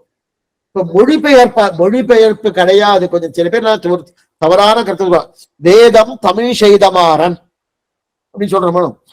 வேதம் தமிழ் செய்தமாறன்னா இப்ப ஆங்கிலத்துல ஒண்ணு இருக்கு, அதை அப்படியே டிரான்ஸ்லேட் பண்றேன், அந்த மாதிரி இல்லை. இது டிரான்ஸ்லேட் பண்ணது கிடையாது. இது என்னன்னா அதோட உட்கருத்து என்ன, வேதத்தின் மிக்க வேதியர் வேதத்தின் உட்பொருள் நிற்கப்பாடி என் நெஞ்சுள் நிறுத்தினான். இது நன்னா புரிஞ்சுக்கணும். அதோடைய டிரான்ஸ்லேஷன் நிறைய பேர் இந்த மாதிரி சொல்றாங்க, ரொம்ப தவறு. டிரான்ஸ்லேஷன்ல வேதத்தின் உட்பொருள், அந்த உட்பொருளை நிற்க பாடினான் இல்லையா, அதை தான் இங்க தெரிவிக்கிறாரு. அப்படிப்பட்ட அந்த 1000 விந்தமிழா பாடுவதற்கு சம்ஸ்கிருத வேதத்தை தமிழாக்கு கொடுத்த நம்மாட அவதாரம். அப்படிப்பட்ட சிந்தையுள்ளே பெய்தற்கிசையும் பெரியோர்களை சிந்தையுள்ளே எய்தற்கரிய மறைகளை 1000 இந்தமிழால் செய்தற்குலகில் வரும் சடகோபனை சிந்தையுள்ளே பெய்தற்கிசையும் பெரியவர் சீரை உயிர்களெல்லாம். பெரியவர் சீரை பாட்டுல மதுரகவியாழ்வார்னு பேரே கிடையாது. நல்லா பாத்துக்கோ, இந்த பாட்டுல மதுரகவியின் பேர் இருக்கா? அதே முதல் பாட்டு பெய்கையாழ்வாருக்கு வருத்தும் புறவிரல் மாற்றியம் பொய்கைப்பிரான் மறையும் குருத்தின் பொருளையும் செந்தமிழ் தன்னவை போட்டி பொய்கைப்பிரான் பூத திருவடித்தாள்கள் அண்ணா பாட்டுல இருக்கு. அது தமிழ் தலைவன் தொழிலை போற்றும் லாமானத்துக்கு இருக்கு. அது அதே ஒரு திருவிழியாழ்வார்கள் மனுஷை பிரான் இருக்கு. ஆனா இந்த மாதிரி இந்த பேரு இருக்கானா, மதுரகவியன் பேர் இருக்கானா? கிடையாது. பெரியவன் பேர் என்ன சுவாமி? சிந்தையுள்ளே பெய்தற்கு செய்யும் பெரியவர் சீரை உயிர்கள் எல்லாம். பெரியவர்னு மதுரகவிக்கு பேரானா? பெரியவர்னு மதுரகவி. சிந்தையுள்ளே ஏன்னா ஆழ்வார் பேரை சொல்லவே இல்லை. வைகைப்பிரான் சொல்லியிருக்காரு, இடங்கொண்ட கேட்டு மகிஷை சொல்லியிருக்காரு, இதெல்லாம் சொல்லியிருக்கச்சே. இங்கே பிரஸ்தாபம் பெரியவர்னு சொல்லிட்டார். என்ன காரணம்னா மற்ற ஆழ்வார்களை போலன்றி இவ்வாழ்வார். இதான் ரொம்ப முக்கியம். மற்ற ஆழ்வார்களை போலன்றி இவ்வாழ்வார். ஏன்னா இந்த ஆழ்வார்க்குண்டான பெருமை மற்ற எந்த ஆழ்வார்க்கும் கிடையாது. அதனால என்ன, இவர் தான் பெரியவர், இவர் தான் பெரியவர், மற்ற யாருமே பெரியவர். ஏன்னா அத்த பெருமைப்படுத்துறத மனசுல வச்சுட்டு திருவரங்கத்தமிழார் பெரியவர்னு சொன்னார். அப்ப அவர் பெயரை சொல்ல வேண்டாம். அப்ப மதுரகவின் பேர் சொன்ன பொய்கையாவது சொல்லியிருக்காரு, திருப்பானாழ்வார் சொல்லியிருக்கார். அதே போல இந்த மதுரகவின் பேரு சொன்னோம்னா வேண்டாம் சுவாமி, சொல்ல வேண்டாம். அப்படின்னா பெரியவர்னு சொல்லி நிறுத்திடுவோம். அதனாலதான் அமதனார் பெரியவர் சொன்ன மேல பிள்ளலோகஞ்சிய வியாக்கியானத்தை மேல நானா காமிக்க போறாங்க. ஏன்னா இன்னொரு பெருமை ஸ்ரீவச்சன கோஷல ஒரே சூத்திரத்தை இவரை பத்தி எடுத்திருக்காரு. ஸ்ரீவச்சன கோஷம் எந்த ஆழ்வாருடைய பிரஸ்தாபம் கிடையாது, மதுரக வழியா எடுத்திருக்காரு. உண்ட போது ஒரு வார்த்தை, உண்ணாத போது ஒரு வார்த்தை, பேசியிருப்பார் 10 பேர் உண்டிரே, அவர்களை கொண்டு இவ்வர்த்தம் அறிந்துவது, அவர்களை சிரித்திருப்பார் ஒருத்தர் உண்டிரே, அவர் வார்த்தை கொண்டன்றை வர்த்தம் அறிவது. இது ஆச்சார அபிமானத்துக்கு. ஆச்சாரிய அபிமானம் சர்மபர்வ நிட்டை. அந்த சர்மபர்வ நிட்டைக்கு ஒரு திருஷ்டாந்தம் சொல்லணும்னா எடுத்துக்காட்டு எந்த ஆழ்வார சுவாமி எடுக்கிறது? எல்லாரும் பெருமாள் தான் பிரதம பர்வ நிட்டை. எல்லாம் பெருமாள் பெருமாள் மயர் வராம திரணம் அருள பெற்றவர்கள் ஆழ்வார்கள் வாஸ்துவம் தான். அப்ப அவெல்லாம் பெருமாள் பெருமாள் பெருமாள்கிட்ட போயிட்டாங்க சொல்ற. யாராவது பாகவதால் திருவடிகளை சொல்லியிருக்கு, பாட்டு இருக்கு. மதுரகவி பாடினா போல 2 பதிகம் சுவாமி நம்மாழ்வார் கொடுத்திருக்கார். 3ஆம் பத்து 7ஆம் திருவாமிழி, 8ஆம் பத்து 10ஆம் திருவாமிழி. அதே போல குலசேகராலும் சொல்லியிருக்காரு. சொல்லியிருந்தாலும் இது பூர்த்தியா இருக்கானா கிடையாது. மறுபடியும் வாழ்ந்தீங்கன்னா பிரதம பருவ நீட்டைக்கு தான் போனார். ஆனா இவர் முதல்ல இருந்தே சர்வபர நீட்டையில் இருக்காரனா? அப்ப இவருடைய வார்த்தையை தான் என்ன பண்ணுவோம், திருஷ்டாந்தகமே எடுக்கணும். எதுக்காகனா சர்வபர்வ நீட்டையில் இவரே நின்றவர், மற்ற எந்த ஆழ்வாரும் நிற்கவில்லை. அதனால மதுரகவில் ஒருத்தர் தானே ஆச்சார நீட்டையில் இருந்து, அதனால் இவர் பெயரை சொல்லாமா? சொல்லப்படாது. அவ்வளவு உயர்ந்தவர் சர்வபர்வ நீட்டையில. இந்த புரிஞ்சுங்கோ, பகவானை நேசிப்பதை காட்டிலும் பாகவதர்கள் நேசிப்பவர்கள் உயர்ந்தவர்கள். பாகவதர்கள் நேசிப்பதை காட்டும் ஆச்சாரியன் நேசிப்பவர் மிக மிக உயர்ந்தவர்கள். அதுதான் இங்க பண்ணியிருக்காரு. அப்ப அவ பேரை சொல்லணும் சொல்லப்படாது. அதனால பண்ணார அந்த நிட்டையில் இருக்கக்கூடிய பேரை சொல்லலாமா? சொல்ல. அதனால் ஆச்சாரிய நிட்டையில் இந்த மதுரகவனை பேரை ஓதக்கூடாதுன்றதுக்காக மறைத்து சொல்கிறார் அமுதனார். பெரியவர் சீரை உயிர்கள் எல்லாம் உய்தற்குதவும். அப்ப நம்மாழ்வார் பெரியவர் அல்லவான்னா, ஆனால் அந்த பெரியவரை தன் உள்ளத்தில் ஈர்ப்பர் என்று 2ஐயும் வச்சுட்டு இருக்காரு இல்லையா? அந்த பெரியவரை தன் திருவுள்ளத்தை வச்சுட்டு இல்லையா? பெய்தற்கு செய்யும் பெரியவர் சீரை உயிர்கள் எல்லாம் உய்தற்குதவும் அப்படி வைத்துக் கொண்டார் இல்லையா? அப்படிப்பட்ட நம்மாலோ இருக்க பெருமையை பார்த்தா சாமானிய உள்ளத்தில் இருக்க மாட்டார். மதுரகவியில் இருக்கும் பெருமையை பார்த்தால் சாமானியர்கள் உள்ளத்தில் வைக்கவும் மாட்டார். இதுதான் முக்கியம். நம்மாழ்வாருக்கு இருக்க வைபவம் என்னன்னா சாமானிய உள்ளத்தில் இருப்பாரா? இருக்க மாட்டார். அதே ஒரு மதுரகவி பெருமையை பார்த்தா சாமானிய உள்ளத்தில் இருப்பாரா? இருக்க மாட்டார். ஏன் சுவாமி? பெரியவர், மிக பெரியவர். அப்படிப்பட்ட பெரியவர் எய்தற்கரிய மறைகளை ஆயிரம் இந்த விழா செய்தற்குலகில் வரும் செடகோபனை சிந்தையுள்ளே பெய்தற்கு செய்யும் பெரியவர். அதாவது பெய்தற்கு செய்யும் பெரியவர் சொன்னார் யார்? நம்மாழ்வார் நம் உள்ளத்துக்குள் வரலாம் என்று ஒத்துக்கொண்டு இருக்கிறாரே அந்த பெருமை. அதான் இசையும். இசையும் இரண்டாவது இசையும்னா அவர் பெருமைக்கு ஒக்க பெருமை படைத்தவர் பெரியவர் யாரு? மதுரகவியார்.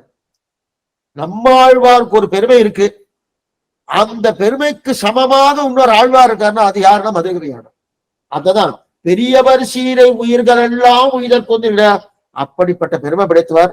அவர் இதுல என்ன தெரிவிக்கிறார்? மேற்கொண்டு ராமாவளி திருவடி எப்படி பத்தினார், நமக்கென்ன உபதேசம் பண்றார் என்றதை நாளை தினம் பார்ப்போம். ஆழ்வாரின் பெருமானார் ஜியேசனும் ஆச்சாரியன் திருவடிகளேசனும் பாகவதால் திருவடிகளே சரணம்.